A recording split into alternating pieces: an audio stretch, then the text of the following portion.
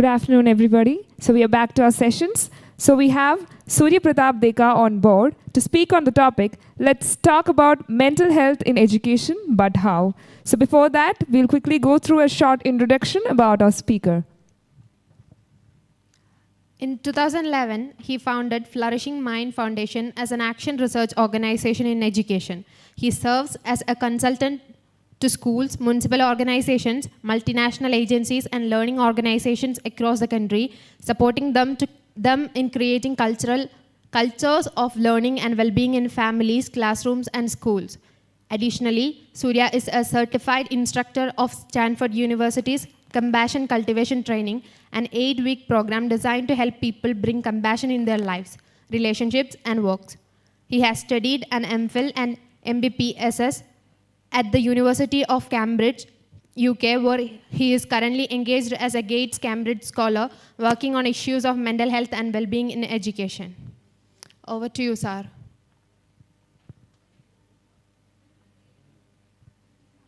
Am I audible?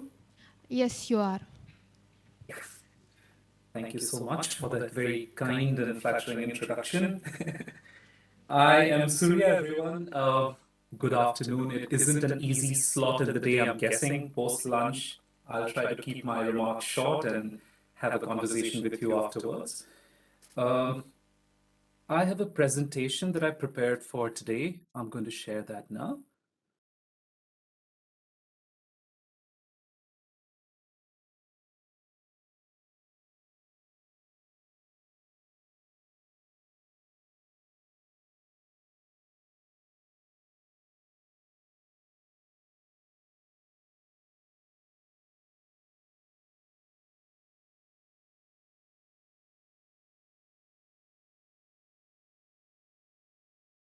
Is the presentation visible to everyone?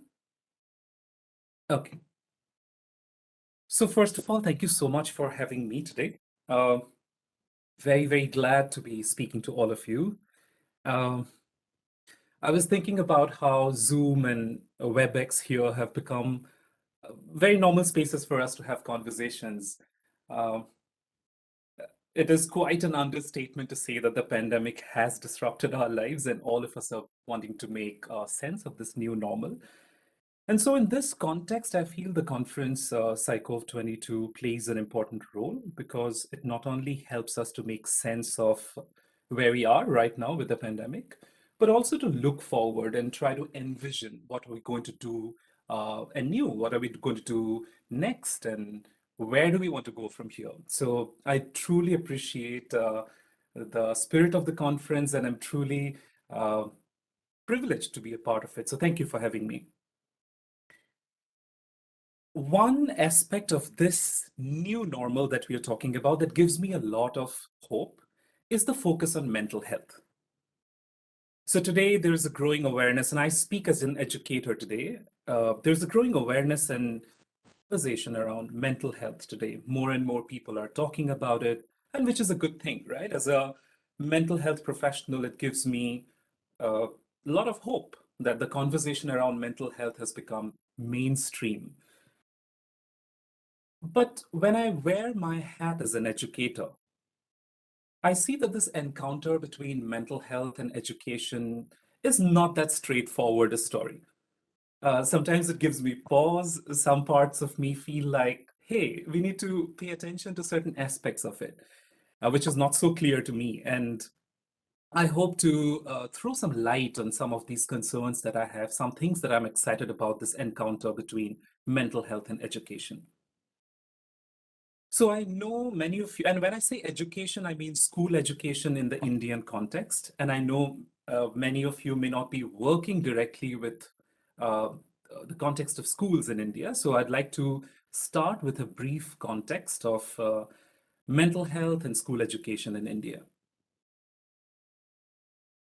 So one thing that all of us know is that India has a vast and massive school education system. There are close to about 1.5 million schools, 250 million children, and close to 8.5 million teachers.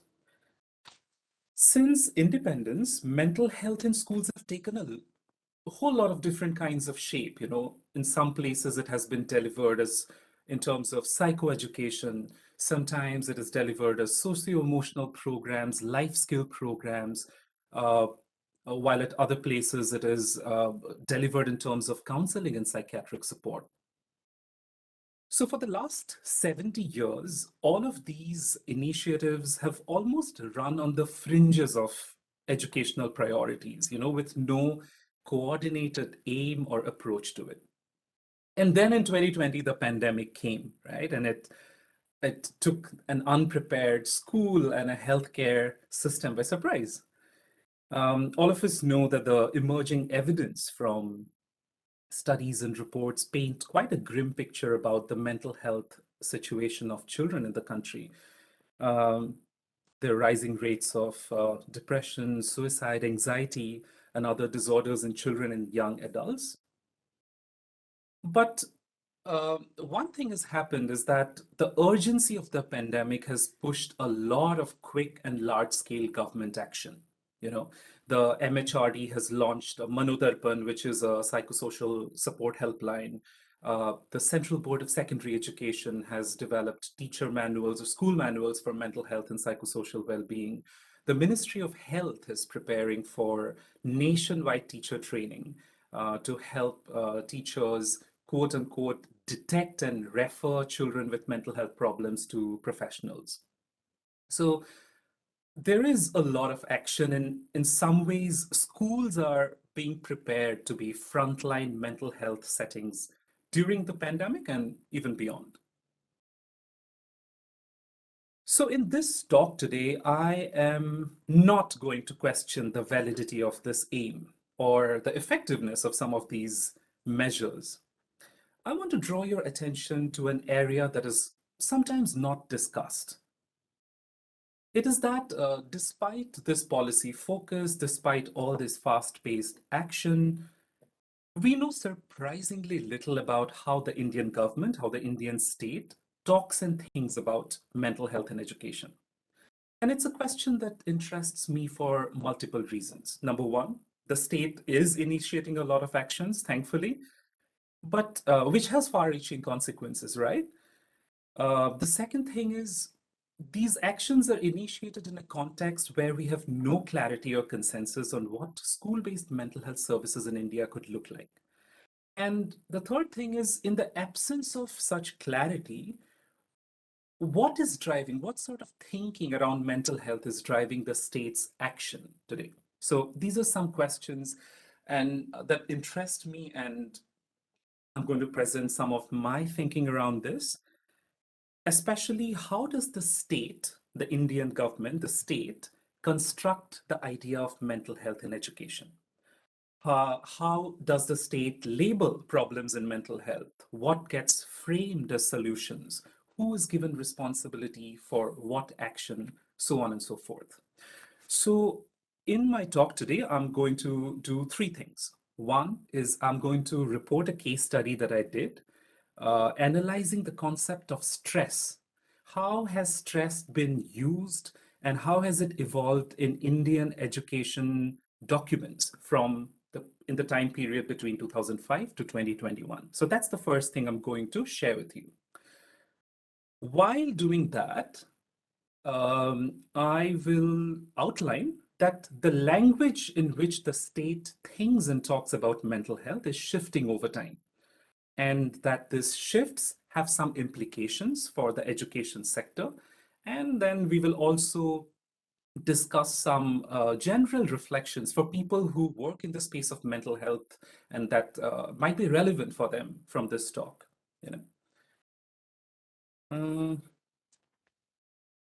Okay. So first, I'm going to outline the case study of how stress as a phenomenon, as a mental health phenomenon, has been constructed in Indian education policy and curricular texts. And the research framework that I use to do this case study is called discourse analysis. Now, I don't know how many of you are familiar with discourse analysis, so I thought it'll be good to lay some context to what is discourse analysis so that we can appreciate what happens or the findings in the study.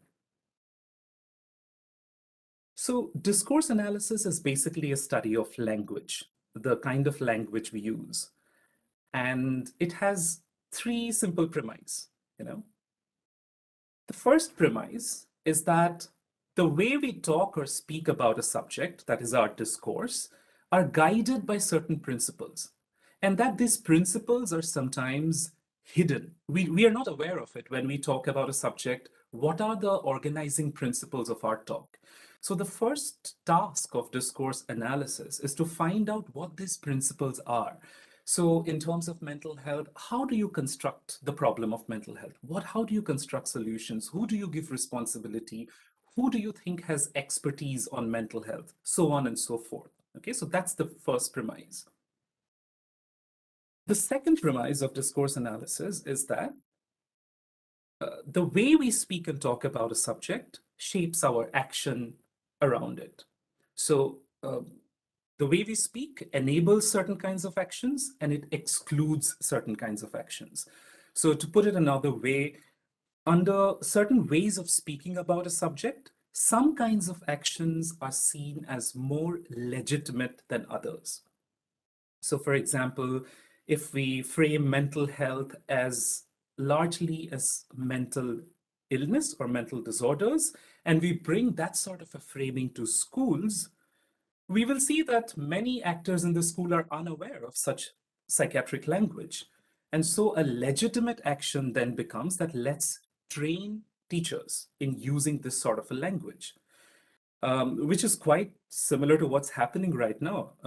The Ministry of Health is planning a nationwide teacher training to help teachers identify mental health problems of children so that they can refer children to counselors and psychologists and psychiatrists.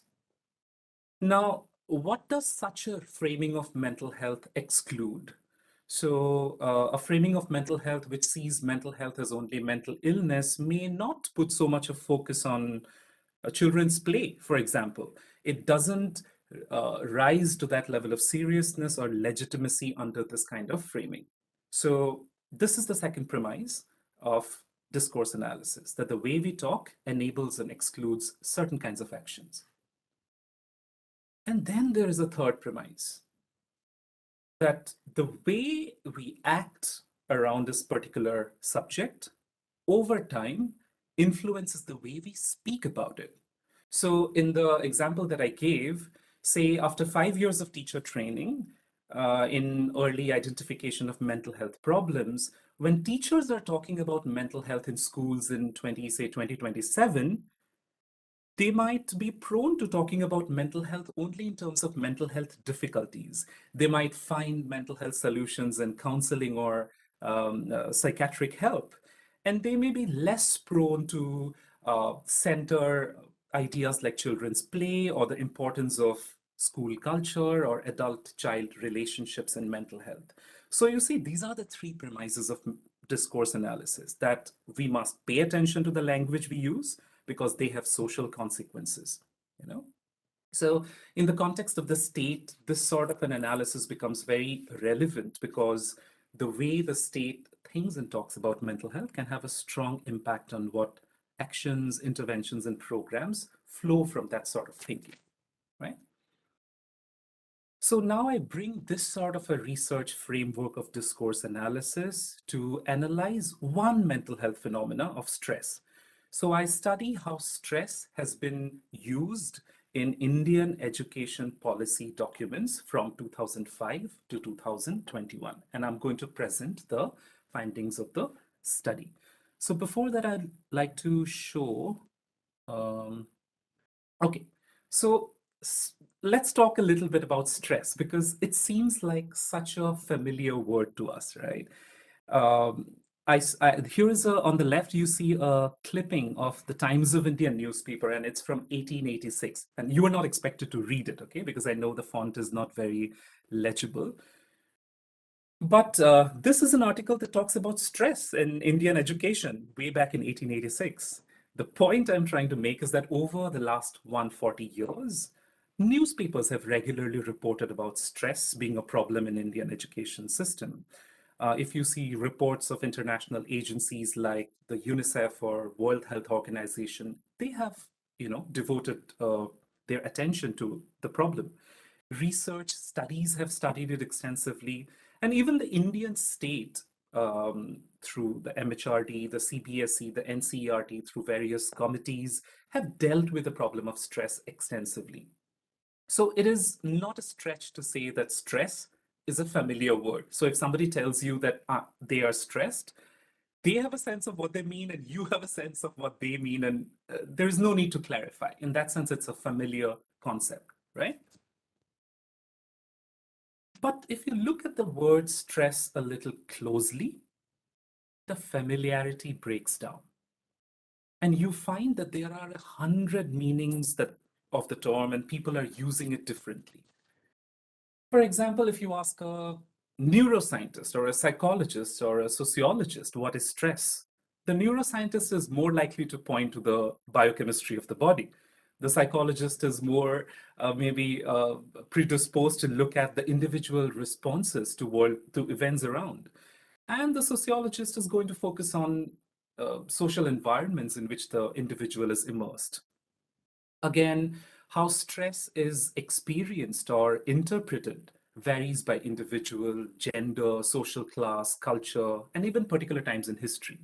So, how a woman in Kerala experiences stress is different from a woman in the Kalahari Desert, or how a government officer in Assam interprets stress may be very different from how an investment banker in Singapore does.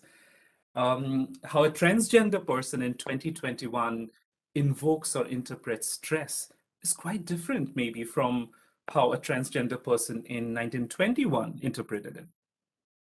Even when you look at the Indian policy, education policy literature, stress is used interchangeably with a lot of other concepts like burden, pressure, load. These are words that are used interchangeably. So, in that sense, sociologists say that stress is a socially constructed phenomenon, you know, by which they mean different people in different contexts understand it subjectively. And over time, some of the interpretations gain legitimacy, and those interpretations become taken for granted knowledge about that particular phenomenon. So, if that is the premise, that stress is invoked differently by different people in different contexts and different cultures, it becomes really important for us to scrutinize how the Indian state understands stress.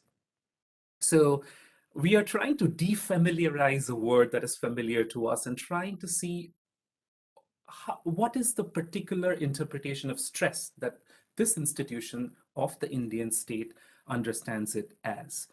Because as we have discussed, discourses of social consequences and governmental discourses have tremendous consequences, both short term and long term. So, to understand how stress is used in Indian government documents, I made a selection of policy curricular documents from 2005 to 2021. So, the period one, which I'm going to refer 2005-6 as period one, and 2020-21 as period two.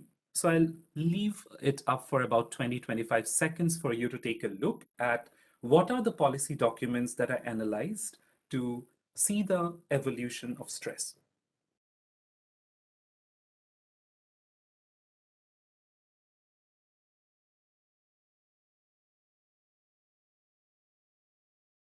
Okay. And these were some of the guiding analytical questions underpinning the study. Just take a look and maybe even reflect at your own end, maybe question 1, 2, 5, and 6, and 7.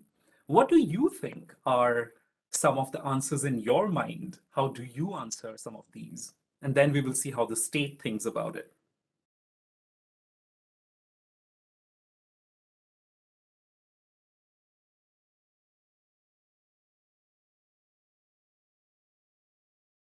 So I'm skipping the part of data analysis, how the data analysis was done. So basically, you read those documents, you do coding in terms of these frames, classifications, phenomenal structures, and narrative structure. And you put together these different pieces of the analysis to finally create a comprehensive story that the different policy documents generate about stress. Okay, so I'm going to present a subsection of my findings of how stress has evolved in Indian policy discourse.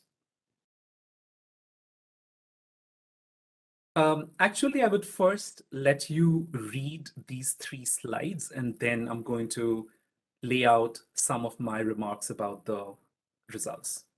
So period 1 is around 2005-6, and period 2 is around 2020-21. And this is the change that has happened between the 2 periods about the core concern of stress, where to focus in solving the problem of stress. And there are 2 more slides.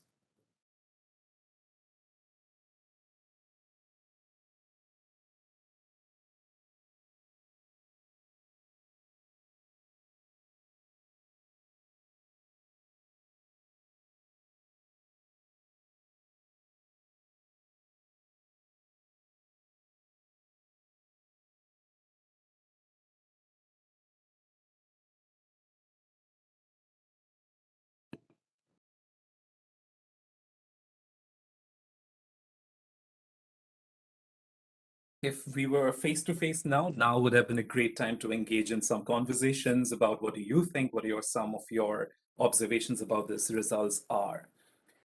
But for now, I'm going to summarize what did I find as an evolution of the concept of stress. So the framing of stress has actually undergone a massive transformation, how the issue is framed. So in period 1, it is framed as an educational issue.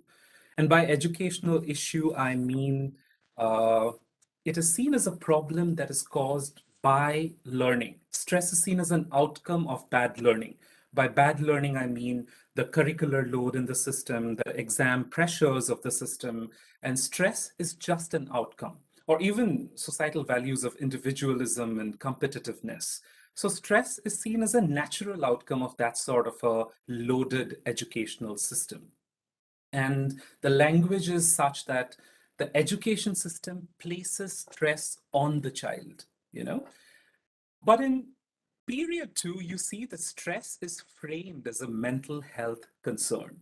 Here, stress is not seen as an outcome of learning, but stress is seen as a cause. Stress is seen as a cause towards disrupted learning. Learning, in fact, becomes the outcome here. And the languaging that changes in period 2 is the individual child is stressed now. So from a system that places stress on the child, now the language is that of an individual stressed child. So where does the discourse focus in period 1? The discourse focuses on the system. And where does the discourse focus in period 2? The discourse focuses on the individual's ability to manage, cope, and adapt with stress.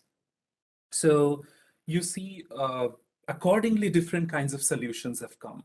In period 1, most of the solutions are like big scale political reform, changing examination systems, at, curricular overhaul, so on and so forth, which is about the system. In period 2, most of the solutions are directed towards the individual child. Like, let's train the child in socio-emotional skills. Let's give support and counseling to the child. Let's, the documents are full of self-care mantras like when you are tense, take 3 deep breaths. And also there is focus on creating awareness and sensitization amongst families and schools so that they can support the individual's child.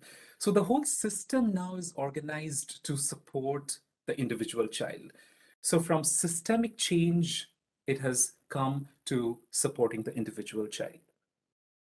And another thing I wanted to highlight is here, one thing that has changed with this sort of framing of stress is who has expertise in the system to deal with the problem. So in period 1, the expertise was largely with the education system itself. Like, it is asking teachers to do something, it is asking schools to do something, it is asking the education system to change curriculum, bring in examination reforms.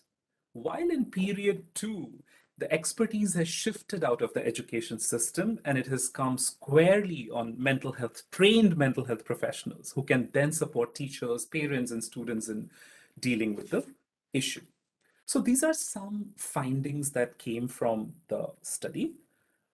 Now I want to step back and lay out certain major analysis, certain major shifts that have happened and which are of implication for us to discuss.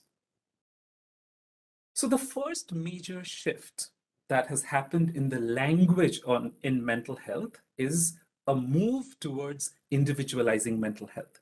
Now, what does it mean? So in period one, taking the example of stress, mental health is understood in its larger socio-cultural, political, historical context. For example, to understand stress, the documents are looking into the past to make sense of the present. They are looking at factors like colonialism. They're saying, hey, listen, this education system that we have today has its roots in colonial ideology. And policy making in post-independence India has not done anything to change that, leading to cultures of rote learning and excessive reliance on examinations. And it also takes into considerations neoliberal tendencies in the society that focuses exclusively on accountability by numbers, and so on and so forth, to say that, hey, listen, our education system is in stress. And that sort of thing gets transferred on to children. Now, this sort of a historicized understanding of mental health shifts in period two to an individual responsibility.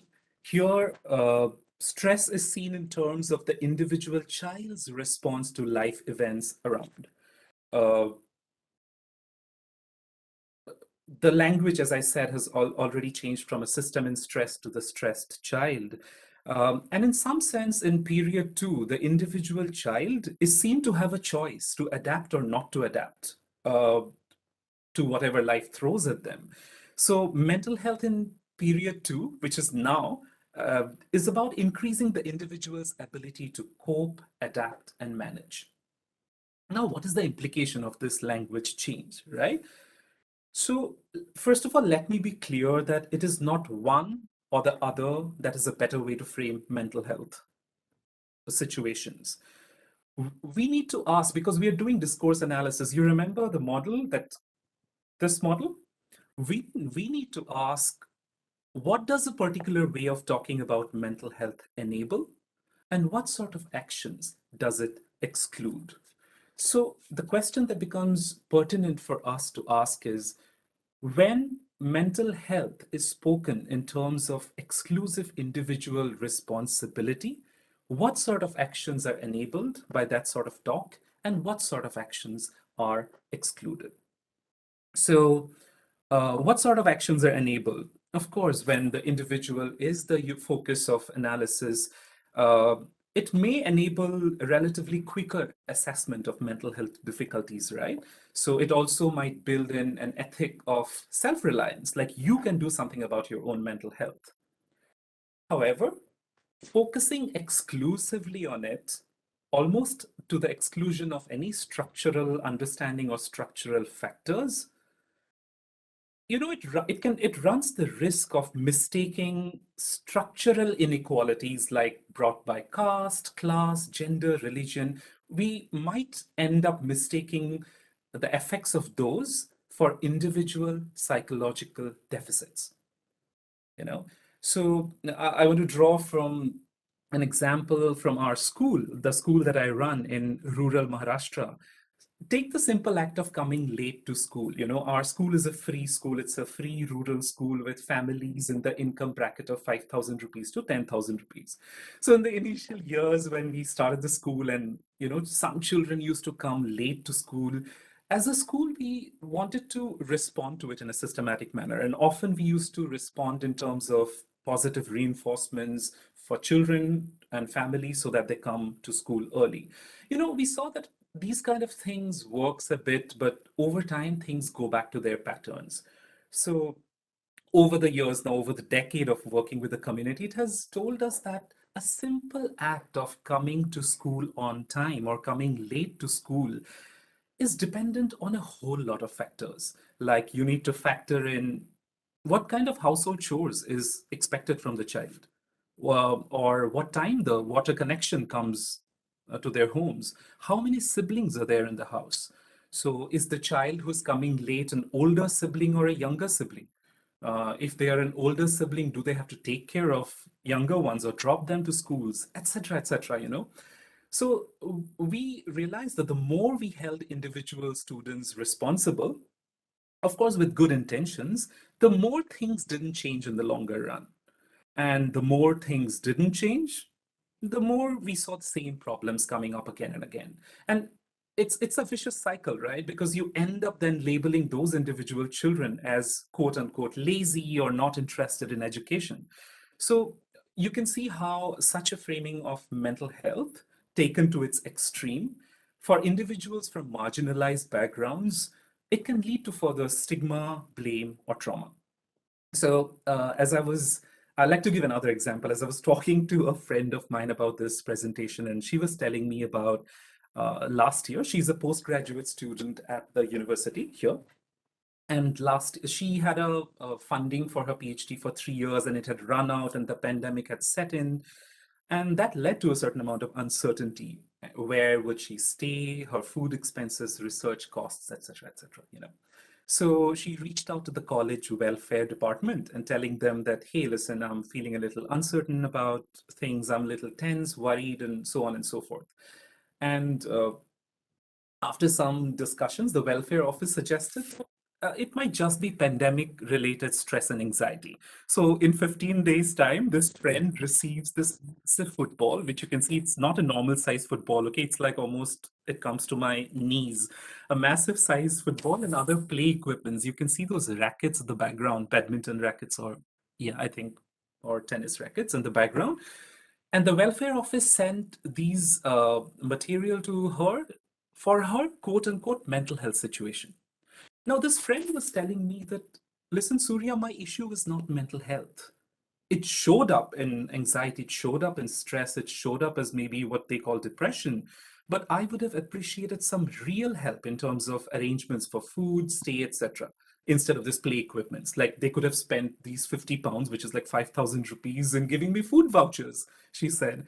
So, what I'm trying to say is that the way we frame problems, the way we frame solutions in mental health needs to come from a balance of individual responsibility and understanding of structural factors that underpin mental health. So that's the first major shift in the language that has happened. Now, there is another shift that is happening in the Indian education policy discourse, and that is that the language is shifted towards a diagnostic approach. And imagine this sort of a language is coming through manuals to millions of schools. So the Ministry of Health now is planning to train teachers in a couple of days so that they are well versed in this language and they can go to schools and um, quote unquote detect mental health problems in children. So it is in that context that I'm saying. Um, in period one, when I say meaning making, the language was one of meaning making. So in period one, the documents, the policy documents are asking teachers, hey, just reflect, is it necessary for you to make your classroom so competitive?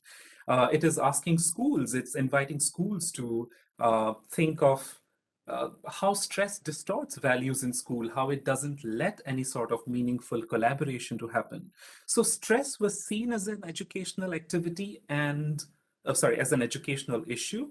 And the education system was seen as capable of reflecting about it, to make meaning of it, and action to emerge from that sort of meaning making. In period two, the language has shifted, as I said, to one of diagnosis, and that to individual diagnosis. In this period, in the policy documents, in manuals of mental health, psychiatric labels are invoked, brain based language have come in, and the language of disorders is heavily used, you know. Sorry. Mental health is mainly spoken in terms of mental health concerns and difficulties. Now, we need to ask, within the framework of discourse analysis, what sort of actions does a diagnostic approach language of mental health enable, and what does it exclude? So, of course, a diagnostic approach is not without its benefits, right? Finding a name to one's distress, a label to one's distress may be really validating for some people. And especially in a country like India with such low rates of underdiagnosis, such an approach, I believe, can also make timely access to treatment available. And what sort of actions does an exclusively diagnostic approach and way of speaking about mental health exclude? So there are a couple of dangers of it which I would like to list, especially in terms of school. So one of them is when you start describing your mental and emotional experiences, the whole range of it in exclusively psychiatric terms, you blur the boundary of normal psychological conditions like worry, sadness, with actual mental illness. Now, remember, the context is that manuals will come to schools, teachers will be trained to detect mental health problems in children and refer them to professional help.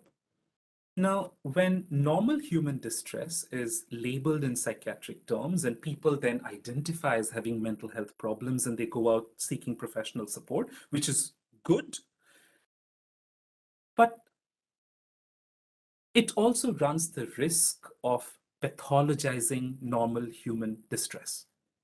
So, in the context of schools, we need to remember that stress, for example, need not always seem to be, is not necessary to see stress as something to be avoided always. The normal response of stress is, in fact, resilience, and disorder is an exception. And in that sense, schools provide excellent spaces for children to make sense of their own emotional, mental situations and to grow as a result of it.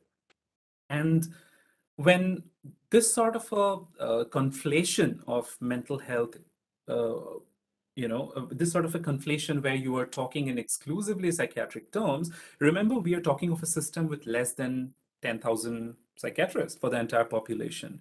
When people in schools without much professional expertise start using these labels liberally, it can further clog the system and block access to professional support for people who actually urgently need it.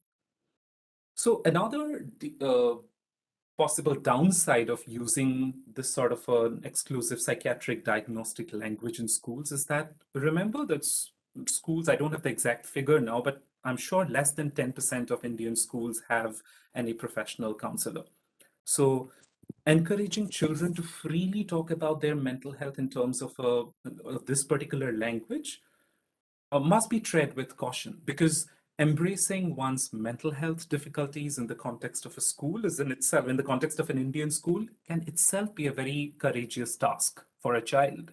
But not finding solid professional support at the end of that process can be hugely traumatizing, right? It can further some of the stigma around mental health that exists today. So one must need to walk this line with a lot of caution. So that's the second major shift. Now, what am I? So we are moving towards the conclusion, right? So my conclusion is a call for balance, actually. Um, I want to leave you with some reflections around the school-based mental health space. Where do we go from here? But even if you don't work in the education space, you are a student like me who is engaged in psychological research, or you work as a therapist in a private practice, what are some things that you can take away from this presentation? Okay, let's explore.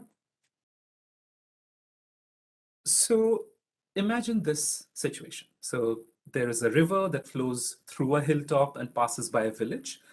There's a point B where the village is located and children go out to swim in the river, and it's a very fun pastime in the village. And children have been doing it for years. Now, suppose a timber factory comes up at point A. And at different points in times in the day, the timber factory releases logs of wood, rejected wood, into the river. And these logs float downstream and pass by the areas where the children swim. Now, you happen to find yourself in this village one day. And my question is, what do you think is the solution to the situation? So if we were face to face now, we would have a small discussion, but take a minute to think, what would you do in the face of this situation?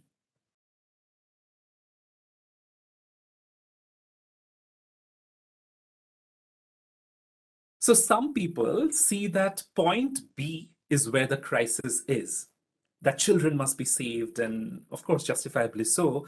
They would spend a lot of energy and resources appointing lifeguards or warning signs or river patrolling, new technologies, and so on and so forth.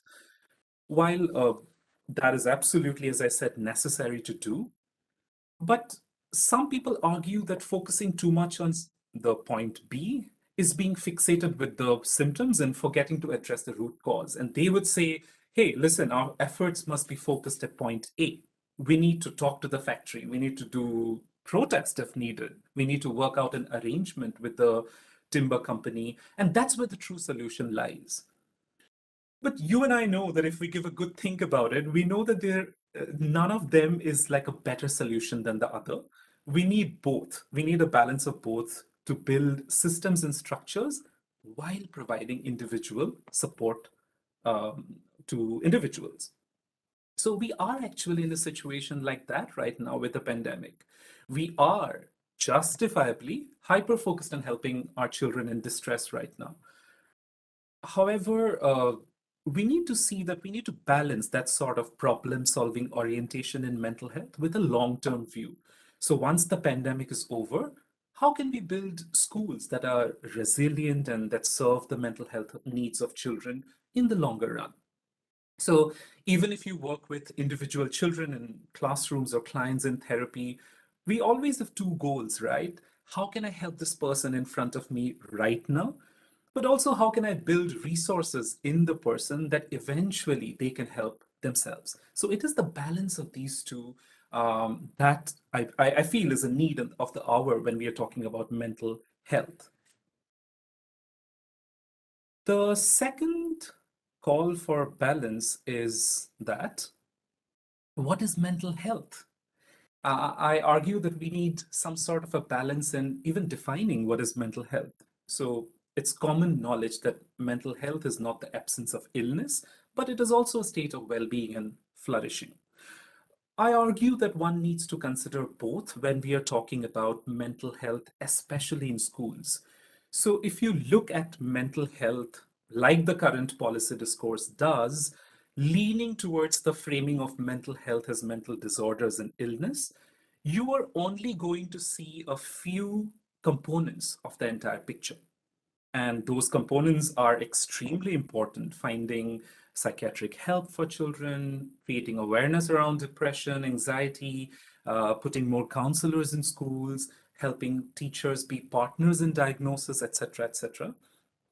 But if you enlarge this definition of mental health as both mental health problems and mental well being, you see that it opens up uh, different ways of looking at the whole thing. You know, in the context of schools, schools suddenly seem not as passive receivers of this psychological knowledge from mental health experts, but it also as also sites of knowledge that have something to offer.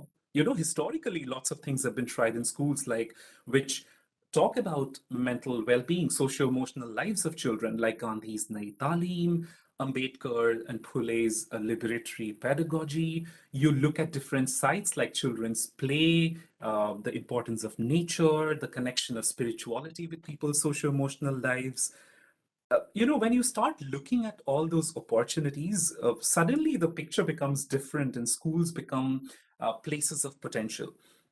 And it I believe we can move away from this entire orientation today where mental health activities are seen as psychological interventions for distress management in schools to a place where mental health is seen as a curricular aim and educationally worthwhile activity to do in the own right. If you're working with individuals, what does this mean? It means that people, like schools, bring something to the conversation. Just being open to what do people know? How do people already take care of themselves? Just being curious about these aspects, because we all know as psychologists that children learn and people heal and institutions grow only when they want to and when they feel they are in the driver's seat of change. So that's the second balance that I'm calling for. And the third balance is actually a conclusion of my argument today, that if I've made my point well, this would be very self-evident that we need to balance how much we are talking about mental health and how we are talking about mental health. Because as we have seen in the presentation, language we use to talk about mental health has important social consequences. And that brings me to the end of the presentation. And I would like to thank also my colleague, Swapnil Gaikwar, who has made this presentation, the illustrations of it. So thank you, Swapnil, and thank you everyone for your attention and time listening to this. Thank you. Now we can open up for questions. Patal, I'll try starting my video. Yeah.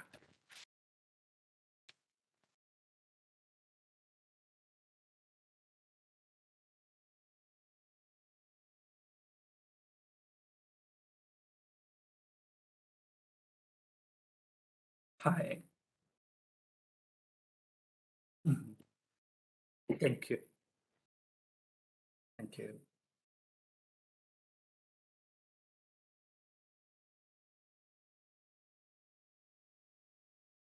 Yeah.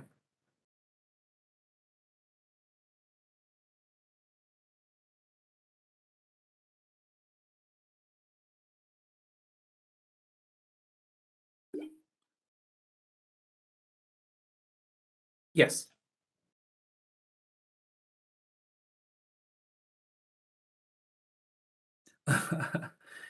Uh, uh, I'm not speaking with any levels of precision and professional expertise right now because I haven't done an analysis of the national education policy. So I'm just providing a commentary on it right now. I would say yes, because what's happening to the language of mental health is very similar to what's happening to the language of learning. Learning is constructed as a crisis. And the crisis is not that children are not engaged in value-driven learning. The construction of the crisis of learning is in terms of children can't do basic reading and writing. And that is such an incredibly important, uh, what should I say, uh, factor to consider. But to me, that is a floor on which the education policy should rest, and that should not be the ceiling.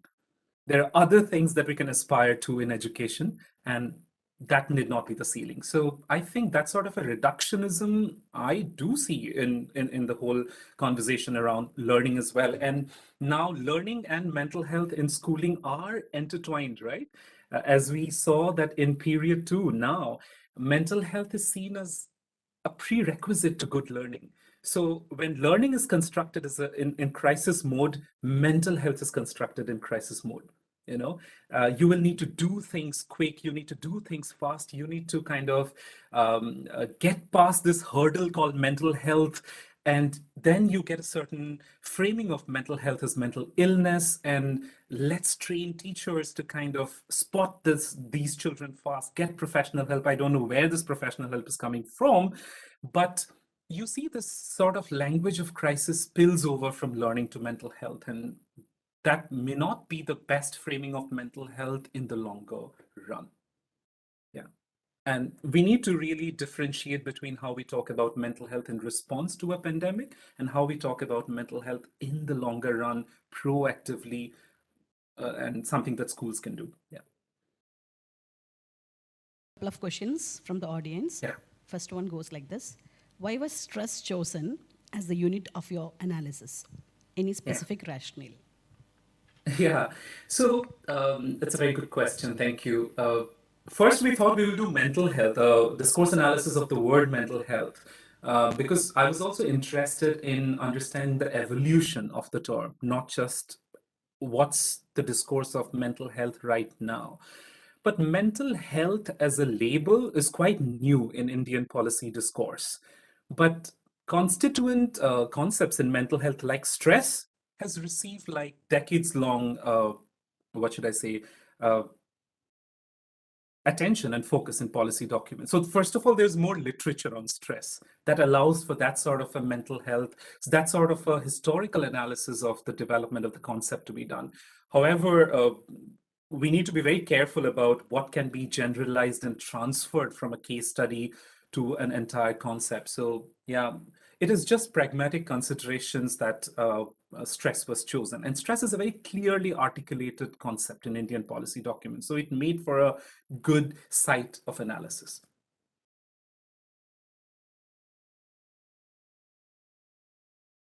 We have used regarding mental health. Yeah. Second question, why did this change from system to individual happen? What is your take? Is it a foreign policy based?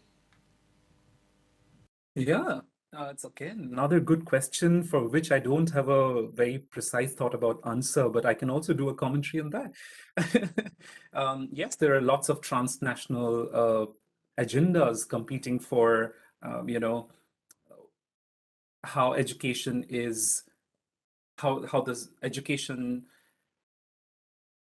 system is organized in the Indian context. There is a possibility that that has a spillover and that has an impact on how education or mental health is even constructed. Yeah. Can I take the third question? Mm-hmm.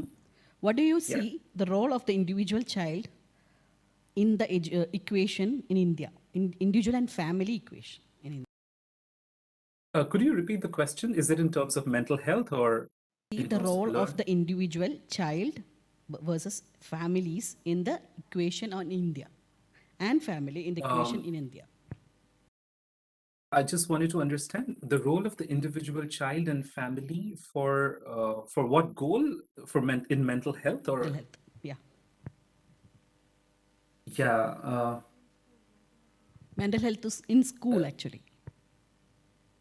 Yeah. Thank you again. It's a very interesting question, and I think about it. First of all, in terms of, we need to understand that people, individuals, do come with a lot of understanding about their own mental health. That's the first thing. We need to see individuals, we need to see communities as sites of knowledge. Communities are already taking care of their children. Families are taking care of the children. Before trying to fix communities and children, I think a good approach would be to reflect and listen. And really different solutions come up when communities and children are partners in this process rather than passive recipients of expert knowledge. So I would say they have a transformational role, not just as recipients, but also as active co-creators in their own mental health and collective mental health.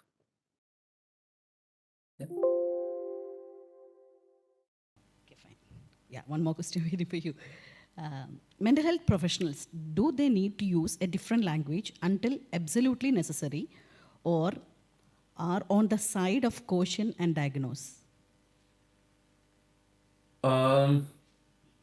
Could you repeat that question again for me?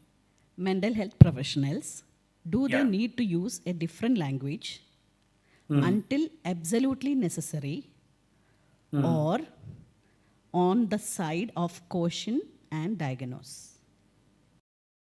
Yeah, first of all, there aren't mental health professionals in schools. Like, as I said, less than 10% of Indian schools have a professional. So you're giving a manual to people and they're sort of free to interpret it the way they want, right? So we are talking in that context.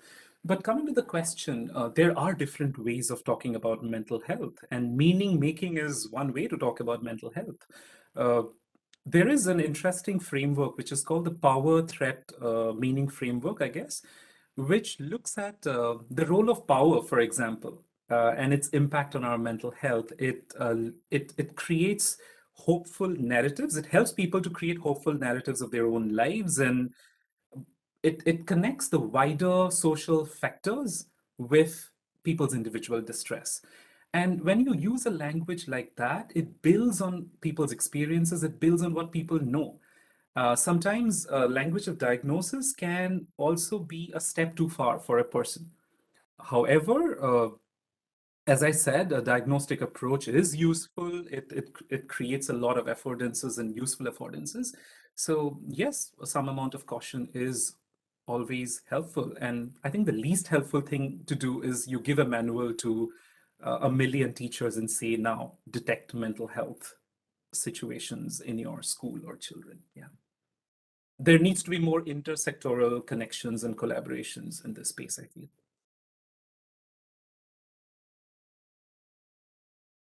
Can I ask that? I was just wondering, is the kind of language a teacher uses in the classroom relevant to us in this context as well? So could you repeat that again? Yeah, yeah, yeah. In terms of mental health, um, absolutely, I would say, there is something called a looping effect. Wait, I have a book that I really love, and this is the book. And I'm going to read a small part of it that I really like. This is about language and why language matters, okay?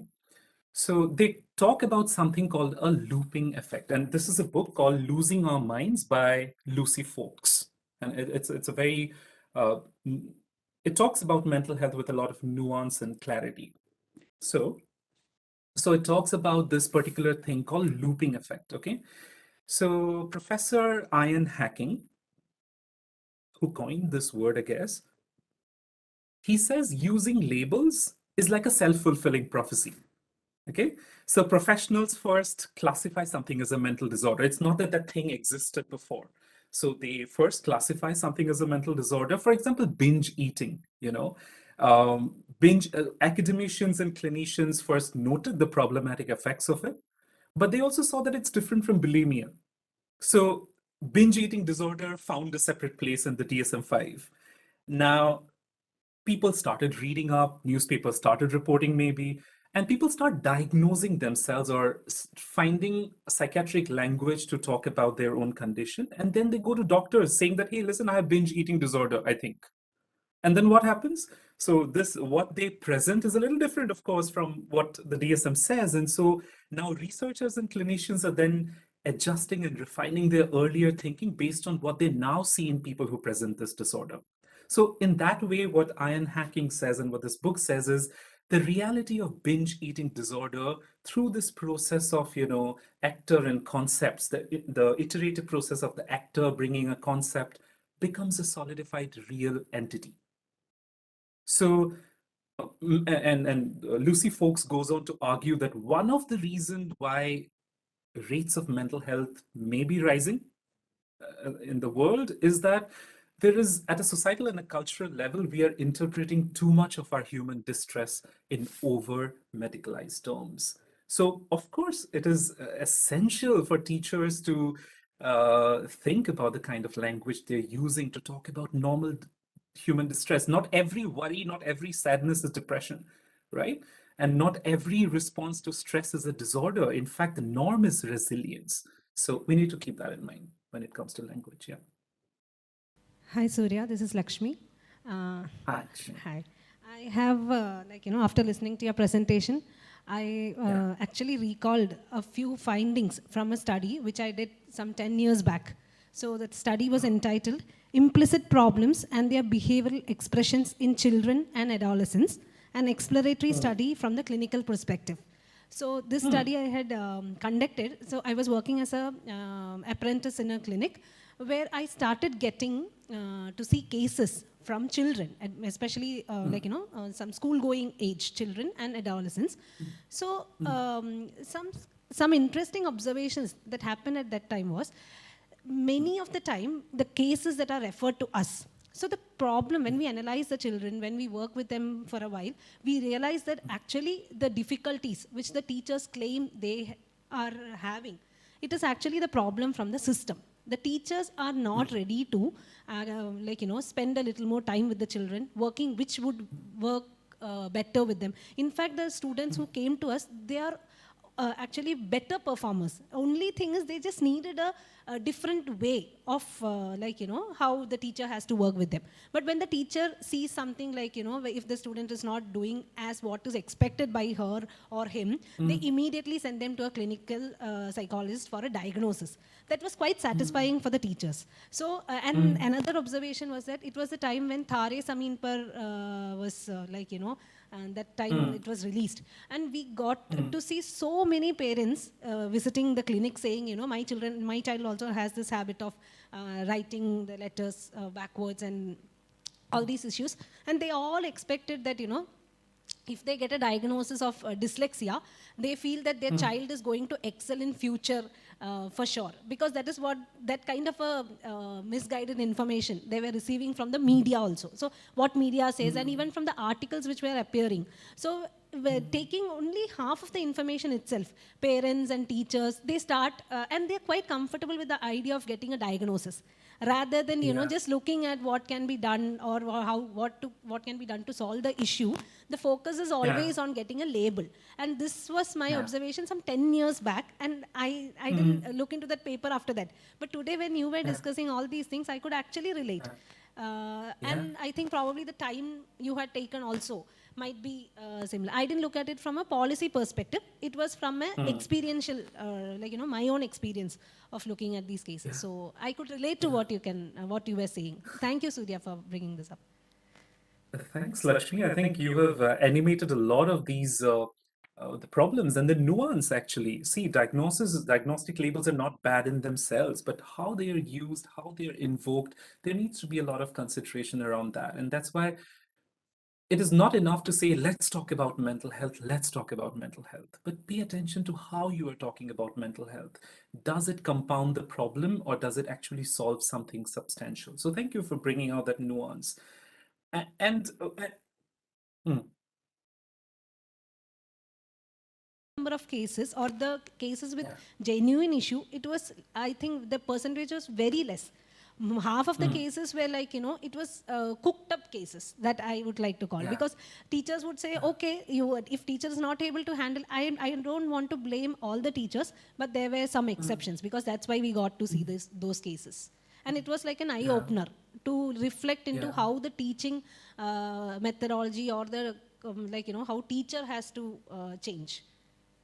Thank you, Surya. Yeah, no, absolutely, Lakshmi. One thing to remember is that when mental health is coming to schools, it is not coming as neutral knowledge. It is coming through a government mandate. It is coming with the legitimization of science. And in the manual, if you read, there's a lot of like research says, science says, and these research and science is uncited. And so what is a poor, overburdened teacher in an Indian school expected to do? So I'm sympathetic because I'm an educator. I'm sympathetic to the cause of other educators. So come to think of it, the current discourse on mental health through the manual, for example, what is a action that is seen as legitimate is training teachers on how to on a diagnostic classificatory system. No one is talking, and very little talk or advocacy is happening on let's get all children to play in schools. It is something that schools do. It is something that science says is useful for socio-emotional development, for learning, for even buffering pandemic stress. So that's why we need to think of what sort of framing leads to what sort of actions, and what sort of actions does it exclude. So things like play, things like relationships in school, things like nature, these are things that are already existing in schools. I'm not saying they're existing in all schools, but there's a potential for these things to be done from bottom up. You don't need an expert going in and telling. So let's create more advocacy around that as well. So I totally agree with what you're saying. So there needs to be an educational response to mental health, and not just a psychological mental health response to mental health. So both of them need to go hand in hand. Yeah.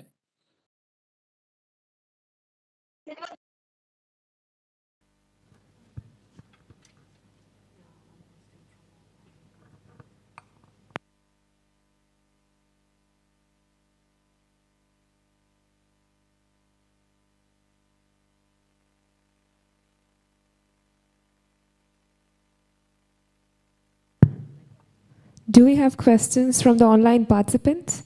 You can unmute yourself and ask your questions.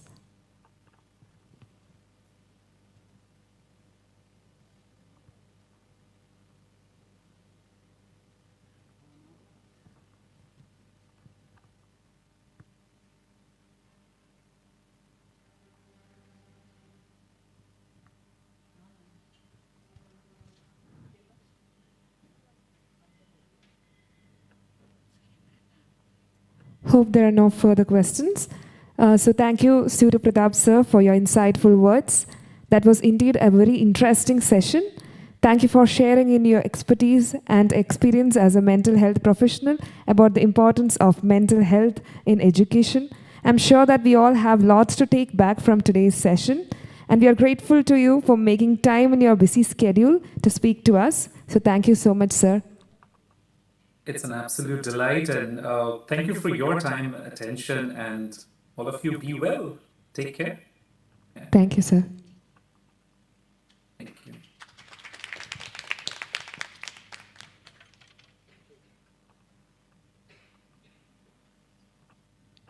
Yes, so we're going to go for a break right now, and we'll be back by 3:30 for the valedictory session.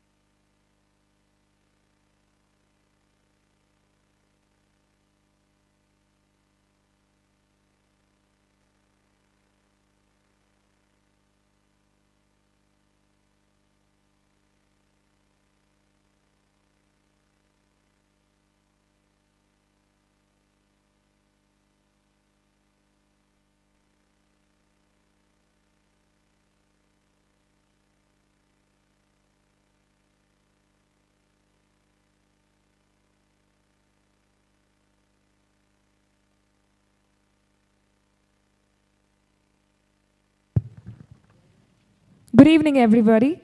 The time has come to draw a curtain to our program. As we come to the valedictory function, I now take this opportunity to welcome our honorable chief guest, our esteemed dignitaries, and participants of National Seminar present of you here. First, I would request Dr. Neetu Lal, Department of Psychology, University of Calicut, for the welcome speech.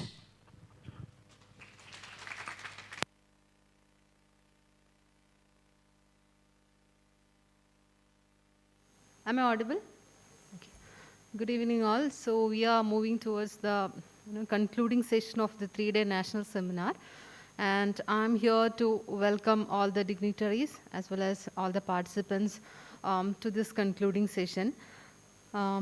Today, we have Honorable Registrar Professor E.K. Satish sir for the inauguration of the valedictory session. I welcome you, sir, to this platform. And next, I would like to extend my welcome to Umesh sir, who is the Assistant Commissioner of Police. Welcome you, sir. Okay, though the HOD is the backbone of the department, just for the sake of formality, I would like to welcome Professor Dr. Manikantan to this platform. Okay. And also welcome Dr. Ramshida, Assistant Professor of Psychology. And once again, I welcome all the participants. Let's move on to the concluding session. Thank you. Thank you, Needu ma'am, for your warm welcome. Next, I would like to welcome Professor K. Manikantan, Head of the Department of Psychology, University of Calicut, for presiding over the function. Respected Registrar Professor E.K. Satish, Assistant Police Commissioner, CALICUT, Sri Umesh, Dr. Neetulal, Dr. Ramshida, Dr. Professor Baby Shari, my dear colleagues and students and participants on the online. For the last 3 days, we were discussing about the impact of COVID-19 in our human life. So you might have heard about many discussions. You might have participated in the discussions, and also you might have heard about in many discussions which has happened in our online and as well as in the these panel discussions. Anyway, we experienced the impact of COVID-19 in our academic life as well as mental health and every day or every sphere of our human life. Anyway, I think this 3-day seminar will be a new experience for the participants and the speakers to bring them together in the platform and discussing those things. Anyway, I'm not talking too much about the topic. We have our valedictory address. We have Dr. Umesh. So he will be talking a lot about the issues related to policing and law and discipline actions. So with this, I thank you very much for this. Thank you very much. Thank you, sir. Now, I would like to request Professor E.K. Satish, Registrar, University of Calicut, to inaugurate the session.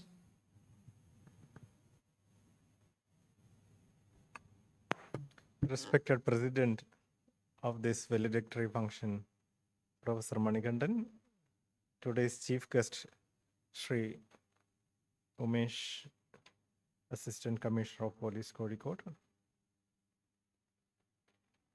Dr. Rakshida, Sri Neetu,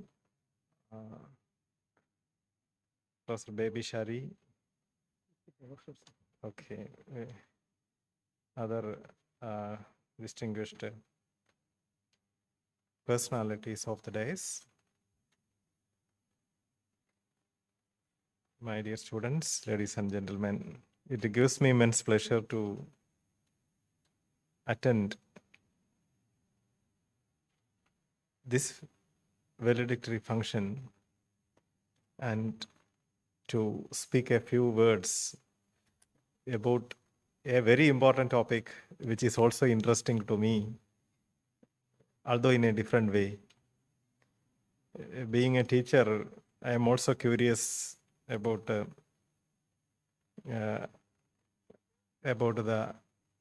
pandemic ripples that have created across all the creatures, including human beings, throughout the world. It has definitely has not only affected human beings, it has definitely has its impacts on animals as well. You might have heard that some of the animals have even reached in Mau Road also because of this continuous lockdown and all that. That was also even that many things because of this COVID and its impacts is tremendous. Being a faculty or a teacher of finance, one thing I have noted that in Kerala, almost all parts of the world has gone or confined to their home. Keralites also, but Keralites, what they did was when stock market crumbled to the lowest on April 2020.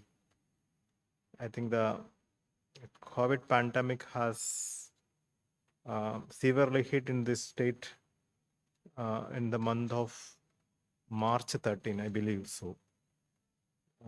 And we have gone for a complete lockdown because of the announcement of the Prime Minister and all day. And the stock market crumpled and it has touched its nadir. And what Keralites did was they bought the shares of companies. And at the most of the companies, share value has come down sometimes to 200 rupees. That has now reached more than 3,000, 3,400. Their wealth has tremendously increased. That was one of the positive impact of how Keralites are. I am not saying that all Keralites, at least those who are rich and having some knowledge about all these things. പക്ഷെ എന്തൊക്കെ പറഞ്ഞാലും ബന്ധുരക്കാഞ്ചന കൂട്ടിലാണെങ്കിലും ബന്ധനം ബന്ധനം തന്നെ പാരിൽ അതാണല്ലോ, അങ്ങനെയാണല്ലോ കവിയൊക്കെ പാടിയിട്ടുള്ളത്.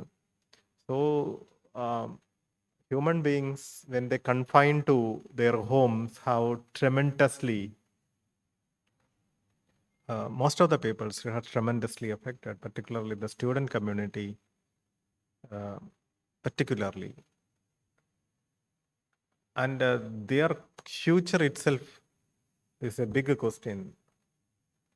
And the medical admission is still going on. It could have been happened in May or so. See, almost all student community has adversely affected.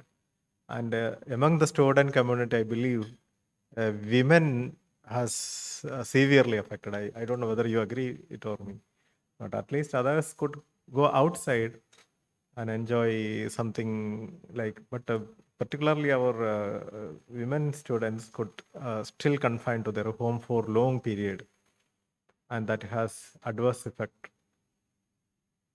And we, as an administrator here, students are always asking me when our hostels will reopen. When we try to close down, most of the resistance comes from women students rather than the boys. And it has several meanings in it. Anyway, I am not saying that because you have gone deeper into that aspects through various sessions. And as a police commissioner is sitting here, he have a different experience altogether, and he will also narrate all the stories and all.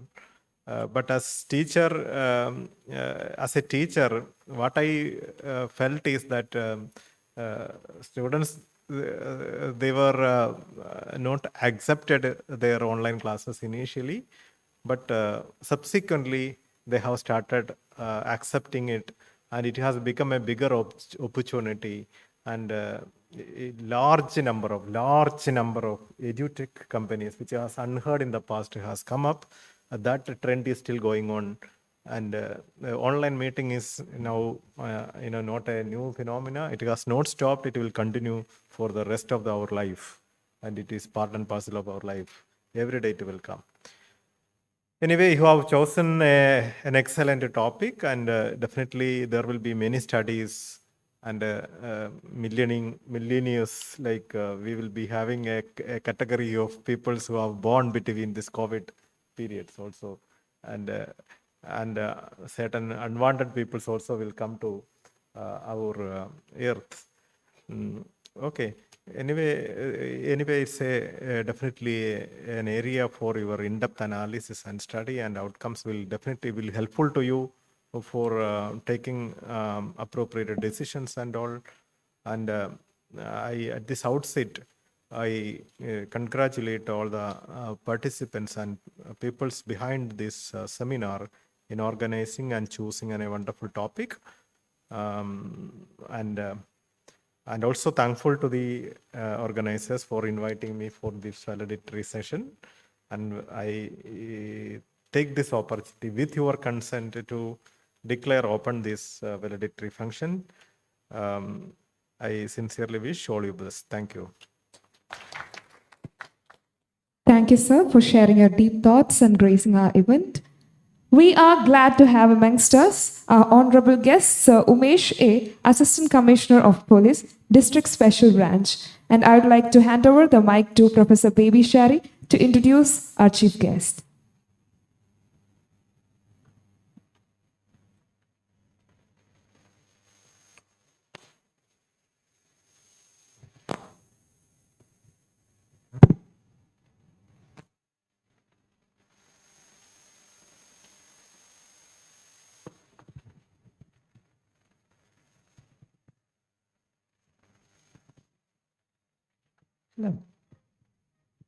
Umesh സാറിനെ കുറിച്ച് പറയാൻ വളരെ സന്തോഷമുണ്ട്, പ്രത്യേകിച്ചും പരിചയപ്പെടുത്താനായിട്ട്. അതിൽ എടുത്തു പറയേണ്ട ചില കാര്യങ്ങൾ മാത്രമാണ് ഞാനിപ്പോൾ പറയുന്നത്. ഉമേഷ് സാറിനെ നിങ്ങൾക്ക് ഏറ്റവും ഹൃദയത്തോട് ചേർത്ത് വെച്ച് കോഴിക്കോടുള്ളവർ, മലപ്പുറത്തുള്ളവർ ഓർമ്മ വയ്ക്കുന്നൊരു കാര്യമുണ്ട്. അത് പണ്ട് മാറാട് കലാപത്തിനെ കുറിച്ച് കേട്ടിട്ടുണ്ടാവും. ആ സമയത്ത് അവിടെയുള്ള ലോ ആൻഡ് ഓർഡർ എങ്ങനെ ആരെ ഏൽപ്പിക്കണം എന്നുള്ളത് സത്യം പറഞ്ഞാൽ സ്റ്റേറ്റിൻ്റെ മുമ്പിൽ വലിയൊരു കൺഫ്യൂഷൻ ആവുന്ന സമയത്ത് അവിടെ മറ്റൊരു പേര് പറയാനുണ്ടായിരുന്നില്ല, അത് മിസ്റ്റർ ഉമേഷിൻ്റെ തന്നെയായിരുന്നു എന്നുള്ളതാണ്. അതിൻ്റെ ഒരു വെളിച്ചത്തിൽ തന്നെയാണ് അന്ന് ചീഫ് മിനിസ്റ്റേഴ്സ് അവാർഡിന് സാറ് അർഹനായത്. അതിൻ്റെ അനുഭവങ്ങൾ ഒരുപക്ഷെ എനിക്ക് തോന്നുന്നു നമ്മുടെ യൂണിവേഴ്സിറ്റിയിൽ വന്ന സമയത്ത് ചിലപ്പോൾ സൈക്കോളജി സ്റ്റുഡൻസിനോട് തന്നെ പങ്കുവച്ചിട്ടുള്ള അനുഭവം ഉണ്ടായിട്ടുണ്ട് എന്നുള്ളതാണ്. നമ്മളെ സംബന്ധിച്ച് ഉമേഷ് സാറ് കുറച്ചും കൂടെ പരിചിതനാവുന്നത് അദ്ദേഹത്തിന് മനഃശാസ്ത്രത്തിലുള്ള താല്പര്യവും അതിൻ്റെ പുറകിലുള്ള പഠനങ്ങളുടെയൊക്കെ അടിസ്ഥാനത്തിൽ തന്നെയാണ്. എടുത്തു പറയപ്പെടുന്ന ചില കാര്യങ്ങൾ മാത്രം ഞാൻ സൂചിപ്പിക്കുകയാണെന്നുണ്ടെങ്കിൽ, അന്ന് മാറാട് കലാപവുമായി ബന്ധപ്പെട്ടിട്ടുള്ള ഒരു പോലീസ് ഇൻ്റർവെൻഷൻ്റെ ഭാഗമായിട്ട് എനിക്ക് തോന്നുന്നു ഒരു പോലീസ് ഡിപ്പാർട്ട്മെൻറ്റിന് തന്നെ ജനകീയമാവേണ്ടത് എങ്ങനെ, ജനമൈത്രിയിലൂടെ പ്രവർത്തിക്കേണ്ടത് എങ്ങനെ എന്നുള്ളതൊക്കെ പരിചയമാകുന്നൊരവസരങ്ങളുടെ നല്ല ഉദാഹരണങ്ങൾ കോഴിക്കോട്, മലപ്പുറം ജില്ലകൾ കാണിച്ചു കൊടുക്കുന്ന ഒരു അവസരമായിരുന്നു എന്നുള്ളതാണ്. അതിനോടനുബന്ധിച്ച് തന്നെയാണ് ഹ്യൂമൻ റൈറ്റ് അസോസിയേഷൻ്റെ സർട്ടിഫിക്കേഷന് സാറ് അർഹനായത്. അതുകൂടാതെ തന്നെ അതിനോടനുബന്ധിച്ച് തന്നെയാണെന്ന് തോന്നുന്നു സർവീസ് എക്സലൻസ് അവാർഡും ആ സമയത്ത് നേടുകയുണ്ടായത്. പിന്നെ എടുത്തു പറയാൻ പറ്റുന്ന ഒരു പ്രധാന കാര്യം, നമ്മുടെ ഡിപ്പാർട്ട്മെൻറ്റുമായിട്ട് സാർ അസോസിയേറ്റ് ചെയ്തത് മലപ്പുറം ജില്ലയിൽ ജോലി ചെയ്യുന്ന സമയത്ത് അമ്മ അറിയാൻ എന്ന് പറഞ്ഞുകൊണ്ടുള്ള ഒരു പരിപാടി നടത്തുകയുണ്ടായി. വൈവിധ്യമാർന്ന എക്സ്പേർട്സിൻ്റെ ഒരു ഗ്രൂപ്പ് ഉണ്ടാക്കിക്കൊണ്ട് അതിൽ കൂടെ എങ്ങനെ അമ്മമാരുടെ മനസ്സിൽ, അത് അമ്മ എന്ന് പറയുമ്പോൾ ഞാനൊക്കെ അന്ന് ക്രിട്ടിസൈസ് ചെയ്തിട്ടുണ്ട്, പാരൻ്റ് എന്ന് പറയുന്നത് അമ്മ മാത്രമാണോ എന്നൊക്കെ ചോദിച്ചിട്ടുണ്ട്. പക്ഷേ പാരൻറ്റിനെ വിളിക്കുമ്പോൾ അമ്മയാണ് മുന്നോട്ട് വന്നത്, കുട്ടികളെ പറ്റി കൺസേൺഡ് ആയിട്ട് മുന്നോട്ട് വന്നത് അമ്മയാണ് എന്നുള്ളതും, അതിൽ പ്രത്യേകമായ ട്രെയിനിങ് മെത്തഡോളജികൾ ഉപയോഗിക്കുന്നു. നമുക്ക് സാറെന്ന് പറഞ്ഞ് ഞാൻ ഓർക്കുന്നു, കേരളീയർക്ക് മറ്റുള്ളവരെന്ത് എന്ന് പറയുന്നത് കേൾക്കാനുള്ളൊരു ചെവി ഓർക്കാനുള്ളൊരു ടെൻഡൻസി ഉണ്ടെന്നുണ്ടെങ്കിൽ അതിനെ നമുക്ക് ട്രെയിനിങ്ങിൽ എങ്ങനെ ഉപയോഗിച്ചുകൂടാ എന്നുള്ള രീതിയിൽ കോൺവെർസേഷൻ സ്റ്റേജിന് മുകളിൽ നടത്തുകയും അവിടെ അമ്മ എന്ത് പറയുന്നു എന്നുള്ളത് പ്രസക്തമല്ല, പക്ഷേ എക്സ്പേർട്ടിന് സംസാരിക്കാൻ അവസരം ഉണ്ടാകും. എക്സ്പേർട്ട് അമ്മയോടാണ് പറയുന്നത് എന്നുള്ളതുകൊണ്ട് ബാക്കിയുള്ളവർ വളരെ കൗതുകകരമായി അത് കേട്ടിരിക്കുകയും അത് പല രീതിയിലുള്ള ഇൻ്റർവെൻഷൻ ഉപയോഗിക്കുകയും ചെയ്യുന്ന ഒക്കെയുള്ള ഒരു പ്രവർത്തനം. അതുമായി ബന്ധപ്പെട്ടിട്ടാണ് നമ്മൾ സാറിനെ കൂടുതലായിട്ട് അറിയാനുള്ള അവസരമുണ്ടായത്. അതുപോലെ തന്നെ പല സമയത്തും ചിലപ്പോൾ അതിൻ്റെ ഒരു സ്റ്റാർട്ടിംഗ് എന്ന് പറയുന്നത് സെൻട്രൽ മിനിസ്ട്രിയുടെയോ അല്ലെങ്കിൽ സ്റ്റേറ്റ് അഡ്മിനിസ്ട്രേഷൻ്റെയോ ഒക്കെ ഭാഗമായിട്ടായിരിക്കും പലതരം പ്രോജക്റ്റുകൾ ഓരോ പോലീസ് സ്റ്റേഷനുകളിലേക്കും വരുന്നത്. പക്ഷേ ഉമേഷ് സാർ ഉള്ള സ്ഥലത്ത് അത് വളരെ ശ്രദ്ധേയമാവുകയും എൻ്റെ അറിവ് ശരിയാണെന്നുണ്ടെങ്കിൽ സിറ്റി പോലീസ് സ്റ്റേഷൻ ആദ്യമായിട്ട് ISO അംഗീകാരം അല്ലേ ലഭിച്ച അവസരമൊക്കെ ഉണ്ടായത്, ആദ്യമായൊരു പോലീസ് സ്റ്റേഷൻ അങ്ങനെ ഉണ്ടായ അവസരം ഉണ്ടായത് സാർ അവിടെയുള്ള സമയത്താണെന്ന് തോന്നുന്നു. പോലീസ് സ്റ്റേഷനിലേക്ക് കടന്നു വരുന്ന സ്ത്രീ, പോലീസ് സ്റ്റേഷനിലേക്ക് കടന്നു വരുന്ന കുട്ടി, അവരെ പറ്റിയിട്ട് മാറി ചിന്തിച്ചു എന്നുള്ളതാണ് അവിടെ ശ്രദ്ധേയമായ കാര്യമായിരുന്നത്. സ്റ്റുഡൻസിലേക്ക്, അക്കാഡമിക് പെർഫോമൻസിലേക്ക്, സ്വഭാവത്തിലേക്ക്, കുട്ടികളുടെ സ്വഭാവത്തിലേക്കൊക്കെ കടന്നു കയറുന്ന ചില ഇൻ്റർവെൻഷൻസ് വളരെ ശ്രദ്ധേയമായിരുന്നു എന്നുള്ളത് എടുത്തു പറയാതെ വയ്യ എന്നുള്ളതാണ്. അങ്ങനെയാണ് ഹോപ്പ്, ചിരി എന്നൊക്കെയുള്ള ചില പ്രോജക്റ്റുകൾ വളരെ ശ്രദ്ധേയമായത്. കുട്ടികളിലേക്ക് എങ്ങനെ എത്തിക്കാം, എനിക്ക് പലപ്പോഴും അത്ഭുതം തോന്നിയൊരു കാര്യമാണ്. ഒരു പോലീസ് ഓഫീസറായിരിക്കെ കുട്ടികളുടെ അക്കാഡമിക് പെർഫോമൻസിനെ പറ്റിയിട്ട് ഇദ്ദേഹത്തിന് എന്തുകൊണ്ട് ഇത്ര താല്പര്യമുണ്ടാകുന്നു, അവരുടെ റിസൾട്ടിൽ എന്തുകൊണ്ട് താല്പര്യമുണ്ടാകുന്നു, അവരുടെ സ്വഭാവം ഇങ്ങനെ തന്നെ ആയിരിക്കണം, എന്തുകൊണ്ട് ഇങ്ങനെ ആയിക്കൂടാ. ചില ആളുകളിൽ നിന്ന് പറ്റിപ്പോകുന്ന അബദ്ധങ്ങളിൽ കൊണ്ട് കുട്ടികൾ ചിലപ്പോൾ വേറെ സ്ഥലങ്ങളിലേക്ക് എത്തിപ്പോകുന്ന ചില കാര്യങ്ങൾ, അങ്ങനെയുള്ള ഇൻ്റർവെൻഷനുകൾ വളരെ ശ്രദ്ധേയമായിട്ട് എനിക്ക് തോന്നിയിട്ടുള്ള ഒരു കാര്യമായിട്ട് ഞാൻ പറയുന്നേ ഉള്ളൂ. പിന്നെ കോവിഡുമായിട്ട് ബന്ധപ്പെട്ടിട്ടും അതിന് മുന്നേ തന്നെയും ഹൈവേകളിൽ നടക്കുന്ന ആക്സിഡൻറ്റുകളിൽ എങ്ങനെ മരണം സംഭവിക്കുന്നു. ഓടിയെത്തുന്ന ആളുകൾ ധാരാളം ഉണ്ടാവാം, പക്ഷേ സയൻറ്റിഫിക്കലി ഇൻ്റർവീൻ ചെയ്യുന്ന ആളുകൾ അതിൽ കുറവായിരിക്കും. അങ്ങനെയുള്ള ഒരു ട്രെയിനിങ്ങിൻ്റെ ഭാഗമായിട്ടാണ് IMAയുടെ അംഗീകാരം ലഭിച്ചതെന്ന് ഞാൻ മനസ്സിലാക്കുന്നു.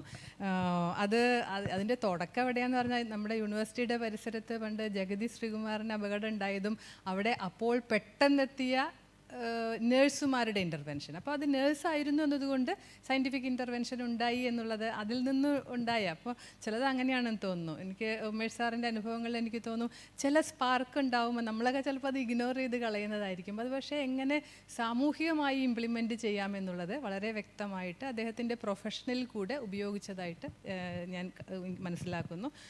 ഡിഫറൻ്റ്ലി ഏബിൾഡുമായിട്ട് ബന്ധപ്പെട്ടിട്ടുള്ള അത്തരം ചില പ്രവർത്തനങ്ങൾ കോവിഡ് റിലേറ്റഡ് ആയിട്ടുള്ളത് വളരെ വലിയ കോവിഡ് റിലേറ്റഡ് ആയിട്ടും ഫ്ലഡ് റിലേറ്റഡ് ആയിട്ടുള്ള ഫങ്ഷനുകളിലാണ് social service DGP's badge of honour ലഭിക്കുകയുണ്ടായത്. കോവിഡ് വാരിയർ പുരസ്കാരം 2020 നേടുകയുണ്ടായി. ചിൽഡ്രൻസ് ഹോമുമായി ബന്ധപ്പെട്ട് ഇപ്പോൾ ചില പ്രവർത്തനങ്ങൾ ചെയ്തുകൊണ്ടിരിക്കുന്നു. ജാഗ്രതാ സമിതി ട്രാൻസ്ജെൻഡറുമായിട്ട് ബന്ധപ്പെട്ടിട്ടുള്ളത് എൻ്റെ വളരെ നല്ലൊരു സുഹൃത്താണ്. പക്ഷേ ഞാനതിൽ റെസ്പെക്റ്റ് ചെയ്യുന്ന കാര്യങ്ങൾ എങ്ങനെയാണ്, ഒരു പക്ഷേ നമ്മളൊക്കെ മറന്നു കളയുന്ന ചെറിയ കാര്യങ്ങൾ പോലും അദ്ദേഹത്തിൻ്റെ പ്രൊഫഷനിൽ വളരെ നല്ല രീതിയിലേക്ക് കൊണ്ടുവരുന്നതായിട്ട് കണ്ടിട്ടുണ്ട്. Assistant commissioner of police Calicut ആണ്. അദ്ദേഹത്തിനെ വളരെ സ്നേഹത്തോടു കൂടി ഞാൻ കോവിഡുമായി ബന്ധപ്പെട്ടിട്ട് ലോ ആൻഡ് ഓർഡർ എന്ന രീതിയിൽ പ്രവർത്തിക്കുന്ന സമയത്ത് എത്ര കണ്ട് നമ്മൾക്ക് ചലഞ്ചിങ് സിറ്റുവേഷൻസ് ഉണ്ടായി, എങ്ങനെ അത് നേരിട്ടു എന്നതിൻ്റെ അനുഭവങ്ങളിൽ ചിലത് നമ്മളോട് പങ്കുവയ്ക്കാനായി ക്ഷണിക്കും.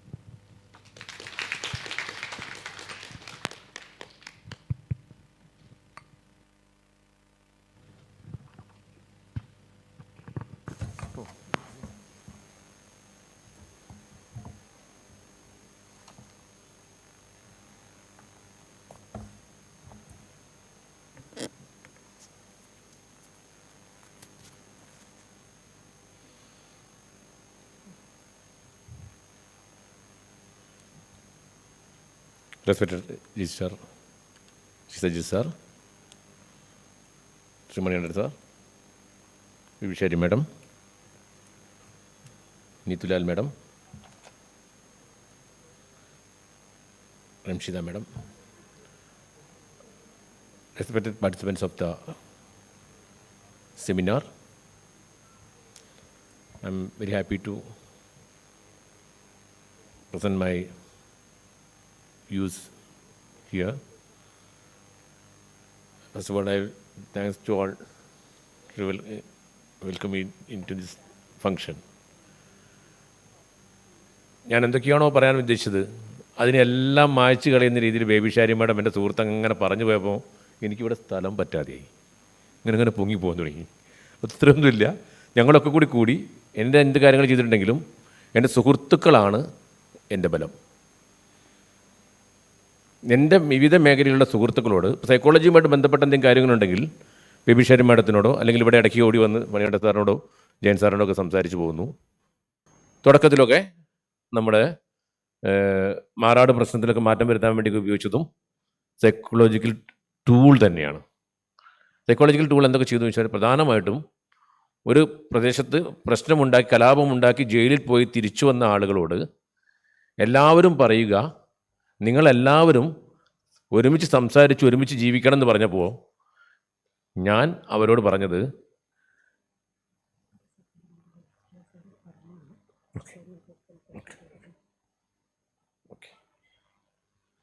Short break.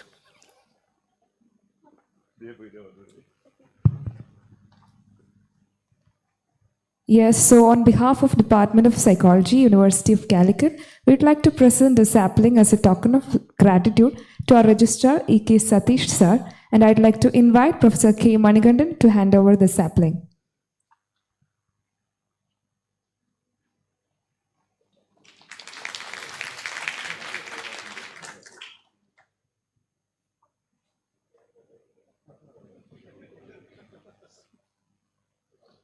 Thank you, sir, for your presence. ദേവയിത വന്നു.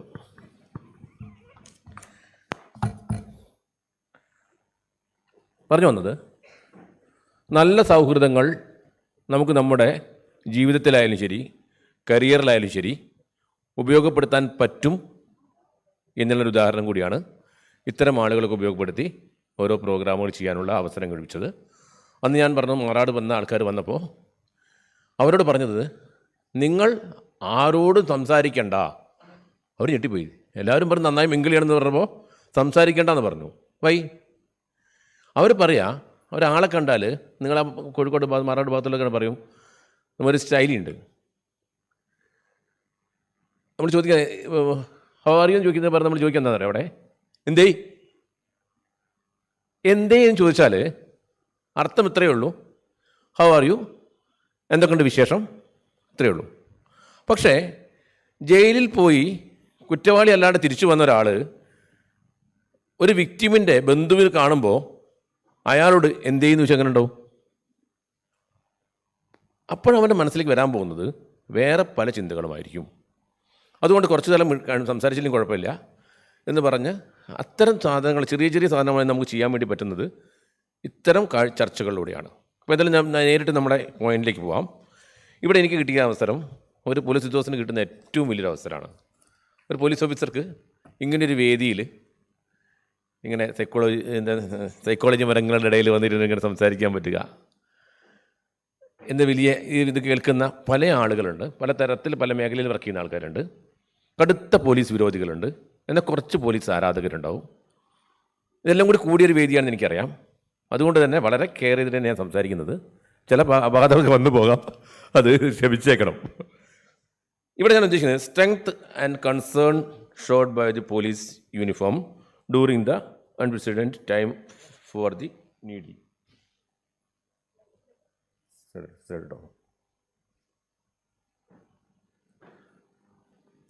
ഓക്കെ, ഇവിടെ ചോദിക്കുന്നത് സിമ്പിളായിട്ട് കുറച്ചുകൂടി ഇതാക്കി പറഞ്ഞാൽ പോലീസിൻ്റെ കരുതലാക്കി മാറ്റുന്നത് എങ്ങനെ എന്ന ഒരു ചർച്ചയിലേക്കാവാം. സാധാരണ എഴുന്നേറ്റ് നിൽക്കാത്ത വയ്യാത്തൊരാൾ പോയിട്ട് അയാളെ തട്ടി, അല്ലെ മുഖത്തും തട്ടി, അയാൾ പറയാണ് ഞാൻ ക്ഷമിച്ചു, വല്ല വിലയുണ്ടോ? അയാൾക്ക് എഴുന്നേറ്റ് നിൽക്കാൻ പറ്റാത്തതുകൊണ്ട്, അയാൾ ചെയ്യാൻ പറ്റാത്തതുകൊണ്ട് അയാൾ ക്ഷമിച്ചില്ലെങ്കിൽ ഞാൻ പ്രശ്നം, നീ ക്ഷമിച്ചില്ലെങ്കിൽ പ്രശ്നമില്ലടാന്ന് പറയും അല്ലേ. എന്നാൽ നല്ല ജിമ്മായിട്ടുള്ള ഒരാളെ ഇങ്ങനെ നിൽക്കുമ്പോൾ അയാളെ പോയി തട്ടിപ്പോയപ്പോൾ അയാൾ നമ്മൾ നോക്കിയിട്ട് ചിരിച്ചു. അപ്പോൾ നമ്മളെന്താ പറയുക, വിലയുണ്ടാവും അല്ലേ. അപ്പം സ്ട്രെങ്ത്ത് ഉള്ള ആളുടെ ക്ഷമയ്ക്ക് വില കൂടും എന്നുള്ളതാണ്. അത് മനസ്സിലാക്കാതെ പോകുന്നത് കൊണ്ടാണ് പലപ്പോഴും പല പ്രശ്നങ്ങളുണ്ടാവും. ഞങ്ങളുടെ ഡിപ്പാർട്ട്മെൻറ്റിലെ ആൾക്കാരായാലും ശരി പുറത്തുള്ള ആൾക്കാരായാലും ശരി പലപ്പോഴും ഈ ക്ലാഷിലേക്ക് വരുന്നത്. ഇപ്പോൾ മീഡിയയുടെ കാലമാണല്ലോ. എന്തെങ്കിലും ഒരു ഇൻസിഡൻറ്റിൽ ഒരു പോലീസ് ഉദ്യോഗസ്ഥൻ ചെല്ലുമ്പോൾ ആ ഇൻസിഡൻറ്റിലേക്ക് ഓടി കയറി ചെല്ലുമ്പോൾ എന്താണ് അവിടെ നടക്കുന്നത് എന്ന് കൂടി അറിയാതെയാണ് ചെല്ലുന്നത്. അവിടെ ചെല്ലുന്നത് പെട്ടെന്ന് എടുക്കുന്ന ഡിസിഷനാണ്. ഒരു ഫ്രാക്ഷൻ ഓഫ് സെക്കൻഡിൽ അവനെടുക്കുന്ന ഡിസിഷൻ വർഷങ്ങളോളം ചാനൽ ചർച്ചകൾക്കും കോടതികൾക്കും അതിന് വിമർശനങ്ങൾക്കും വിധേയമാക്കപ്പെടുന്ന കാലത്താണ് നമ്മൾ ജീവിക്കുന്നത്. ഉദാഹരണത്തിന് ഇന്ന് ഞാൻ കാണിക്കേണ്ട സ്ലൈഡ് ഉണ്ടായിരുന്നു. SM സ്ട്രീറ്റിലുണ്ടായിരുന്ന ഒരു ഇഷ്യൂ കുറേ ആൾക്കാർ കണ്ടിട്ടുണ്ടാവും. SM സ്ട്രീറ്റിലെ കടയടയ്ക്കുന്ന സമരവുമായിട്ട് ബന്ധപ്പെട്ട് ഇന്ന് മരണപ്പെട്ട നസറുദ്ദീൻ അവരുകളെ എൻ്റെ അടുത്ത സൗഹൃദത്തിലുള്ള ആളാണ്. എൻ്റെ സുഹൃത്തിൻ്റെ എൻ്റെ കൂടെ പഠിച്ച ആളുടെ അച്ഛനും കൂടിയാണ്, വാപ്പ കൂടിയാണ്. നല്ല ബന്ധമാണ്. പക്ഷേ അദ്ദേഹത്തെ കട തുറക്കുന്നതുമായിട്ട് ബന്ധപ്പെട്ട് ഇന്നലെ മരിച്ചപ്പോഴും വീണ്ടും ഒരു വിഷയൻ്റെ ഒരു സ്ലൈഡ് എടുത്തിട്ടിരുന്നു. എൻ്റെ മകൾ പേടിച്ചുകൊണ്ട് അച്ഛാ നിങ്ങളെന്താ ഇങ്ങനെ ചെയ്തത് ചോദിക്കുന്നൊരവസ്ഥ ഉണ്ടായി. പക്ഷെ അത് കഴിഞ്ഞിട്ട് ഞാനും സ്ലൈഡ് ചിലത് കണ്ടിട്ടുണ്ടാവും അല്ലേ, കട തുറക്കുന്നതും അടയ്ക്കാൻ വരുന്നതും നമുക്കൊരു സീനൊക്കെ ഉണ്ടായിരുന്നു. അതിവിടെ കാണിക്കേണ്ടത് അധികം മരിച്ച ദിവസമായതുകൊണ്ട് കാണിക്കുന്നത് ശരിയല്ല എന്നുള്ളത് കാണിക്കാതിരുന്നതാണ്. പക്ഷെ അത് കഴിഞ്ഞിട്ട് ഞങ്ങളുടെ ബന്ധത്തിന് യാതൊരു കുഴപ്പമില്ല. പക്ഷേ പിറ്റേന്ന് വന്നത് കേരളത്തിലെ എല്ലാ പോലീസ് സ്റ്റേഷനും മുന്നിലും പ്രതിഷേധ സമരങ്ങളും എന്നെ സസ്പെൻഡ് ചെയ്യണമെന്നൊക്കെ പറഞ്ഞുകൊണ്ടുള്ള ഭയങ്കര ഇതൊക്കെയായിരുന്നു. അവിടെ ചർച്ച ചെയ്യപ്പെട്ടത് ഈ വീഡിയോ ആ സമയത്ത് എന്താണ് ചെയ്തത് എന്ന് എനിക്കറിയില്ല. അതൊക്കെ എനിക്ക് കാണിച്ചു തന്നത് ദൃശ്യമാധ്യമ സുഹൃത്തുക്കളാണ്. കാരണം ഇദ്ദേഹം കട തുറക്കുമ്പോൾ അത് ഷോ പത്രത്തിൽ വരാൻ വേണ്ടി വെച്ച മുഴുവൻ മാധ്യമ സുഹൃത്തുക്കളും അവിടെ ഉണ്ടായിരുന്നു. അവിടേക്ക് ഓടിച്ചെല്ലുന്ന ഞാൻ കാണുന്നത് കട തുറക്കാൻ പ്ലേക്കാർഡ് മാത്രം പിടിച്ച് നിൽക്കുകയുള്ളൂ, കട തുറക്കില്ല എന്ന് പറയുമ്പോൾ എല്ലാ കടയും അടച്ചപ്പോൾ ഒരു കട തുറന്നു കഴിഞ്ഞാൽ എല്ലാ കടകളും തുറക്കും. അങ്ങനെ വരുമ്പോൾ നമുക്ക് ഈ നിയന്ത്രണം ചെയ്യാൻ പറ്റാതെയാവും. അതിന് മാർഗം എന്താണ്? അവിടെ ഒരു ഹാർഡ് പോലീസിങ് നടപ്പിലാക്കുക എന്നുള്ളതാണ്. എൻ്റെ കയ്യിൽ സ്ട്രെങ്ത്തുമില്ല, ഞാനൊരു പോലീസുകാരൻ മാത്രമാണുള്ളത്. ആ ഒരു വരവ് വരുന്നു, കട അടയ്ക്കുന്ന ആളെ മാറ്റുന്നു. കാരണം പ്രായമായ മനുഷ്യനാണ്. അദ്ദേഹത്തെ തള്ളി നിൽക്കുമ്പോൾ കഷ്ടകാലത്തിന് ഒന്നയാൾ വീണിരുന്നെങ്കിൽ ഇന്ന് ഞാൻ ACP ആയിട്ട് ഇവിടെ ഇരിക്കില്ല, ചിലപ്പോൾ ഞാൻ ജയിലിലായിരിക്കും. കാരണം അയാൾ അത്രയും അസുഖമുള്ള മനുഷ്യനാണ്. വീണാലപ്പം എന്തെങ്കിലും പറ്റിപ്പോകും. അവിടെ റിസ്ക് ഉണ്ട്. ആ റിസ്ക് വകക്കാൻ നമ്മളവിടെ ചെല്ലുന്നു. രണ്ടാമത് അതിനേക്കാൾ വലിയ റിസ്ക് എന്തായിരുന്നു അറിയോ? അപ്പോൾ ഞാൻ ഉപയോഗിച്ച വാക്കുകൾ ഓരോന്ന് മെല്ലെ മെല്ലെ ഇട്ടിട്ട് എന്തെങ്കിലും ഒന്ന് പറഞ്ഞു, എന്തെങ്കിലും പറഞ്ഞിട്ടുണ്ടോ നോക്കിയിട്ട് കായോ മായോ കൂട്ടി എന്തെങ്കിലും പറഞ്ഞിട്ടുണ്ടോ നോക്കിക്കൊണ്ട് അവരിങ്ങനെ ചെക്ക് ചെയ്തുകൊണ്ടേ നിൽക്കുകയായിരുന്നു. ഭാഗ്യവശാൽ ആ സമയത്ത് ഒരു വാക്ക് പോലും വായെന്ന് വീണില്ല. ഭാഗ്യവശാലും തന്നെ പറയാൻ കാരണം ഒരു പോലീസ് ഉദ്യോഗസ്ഥൻ്റെ വായെന്ന് ചിലപ്പോൾ അതൊക്കെ വരും. പോലീസ് ഉദ്യോഗസ്ഥൻ്റെ മാത്രമല്ല, ആരുടെ വായിൽ നിന്നും വരും.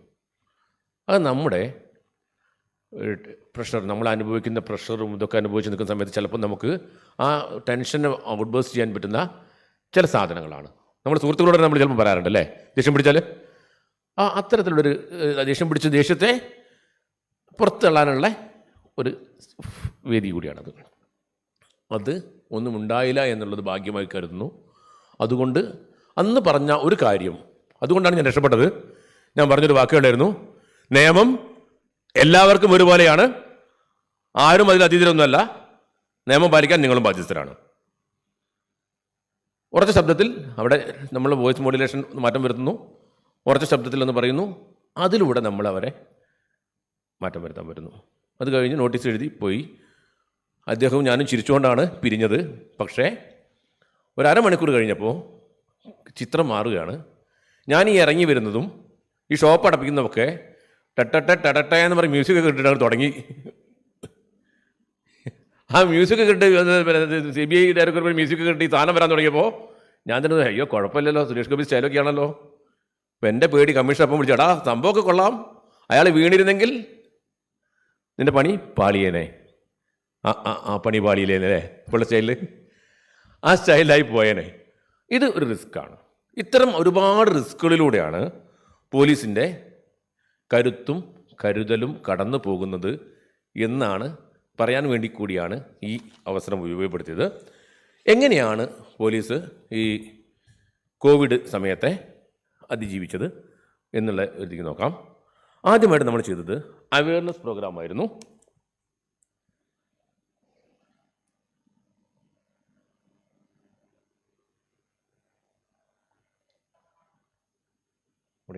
Okay sir, sorry.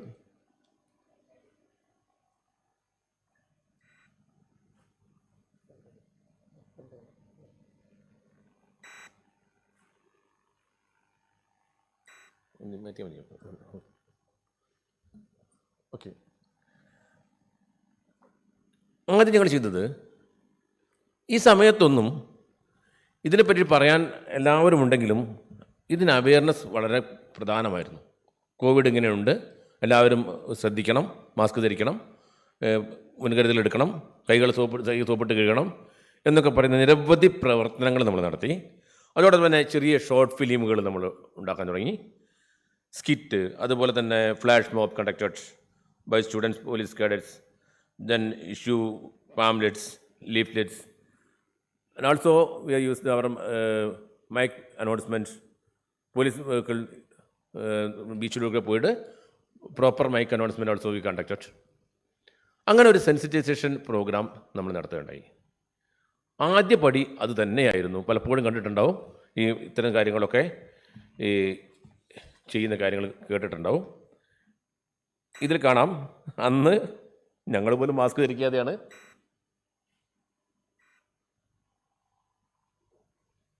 നെക്സ്റ്റ് മാറ്റിക്കൊള്ളു. അവിടെ നിന്ന് മാറ്റിയാൽ മതി പറയുമ്പോൾ. യെസ് മാറ്റിക്കോ, പറയാം.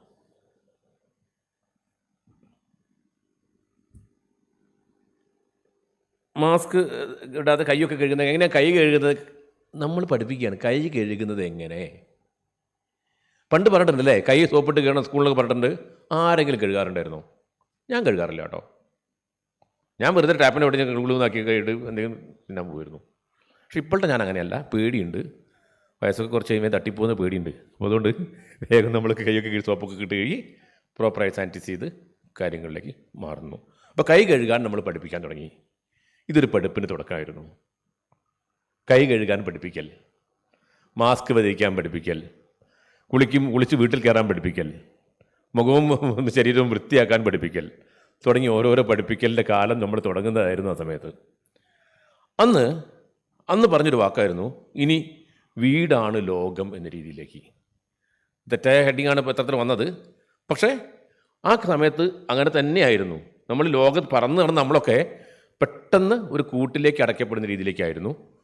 അങ്ങനെ കൂട്ടിലേക്ക് അടയ്ക്കപ്പെടണമെങ്കിൽ ആരിവരെ കൂട്ടിലടയ്ക്കും?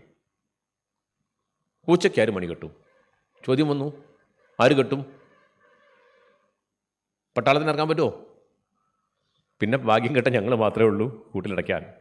എല്ലാവരും വീട്ടിൽ പേടിച്ച് അരണ്ടിരുന്നപ്പോൾ, എല്ലാവരും കുട്ടികളുടെയും കുടുംബത്തെയും കൂട്ടിയിരുന്നപ്പോൾ വീട്ടിൽ പോലും പോകാൻ പറ്റാതെ ഞങ്ങളൊക്കെ നിരത്തുകളിലായിരുന്നു.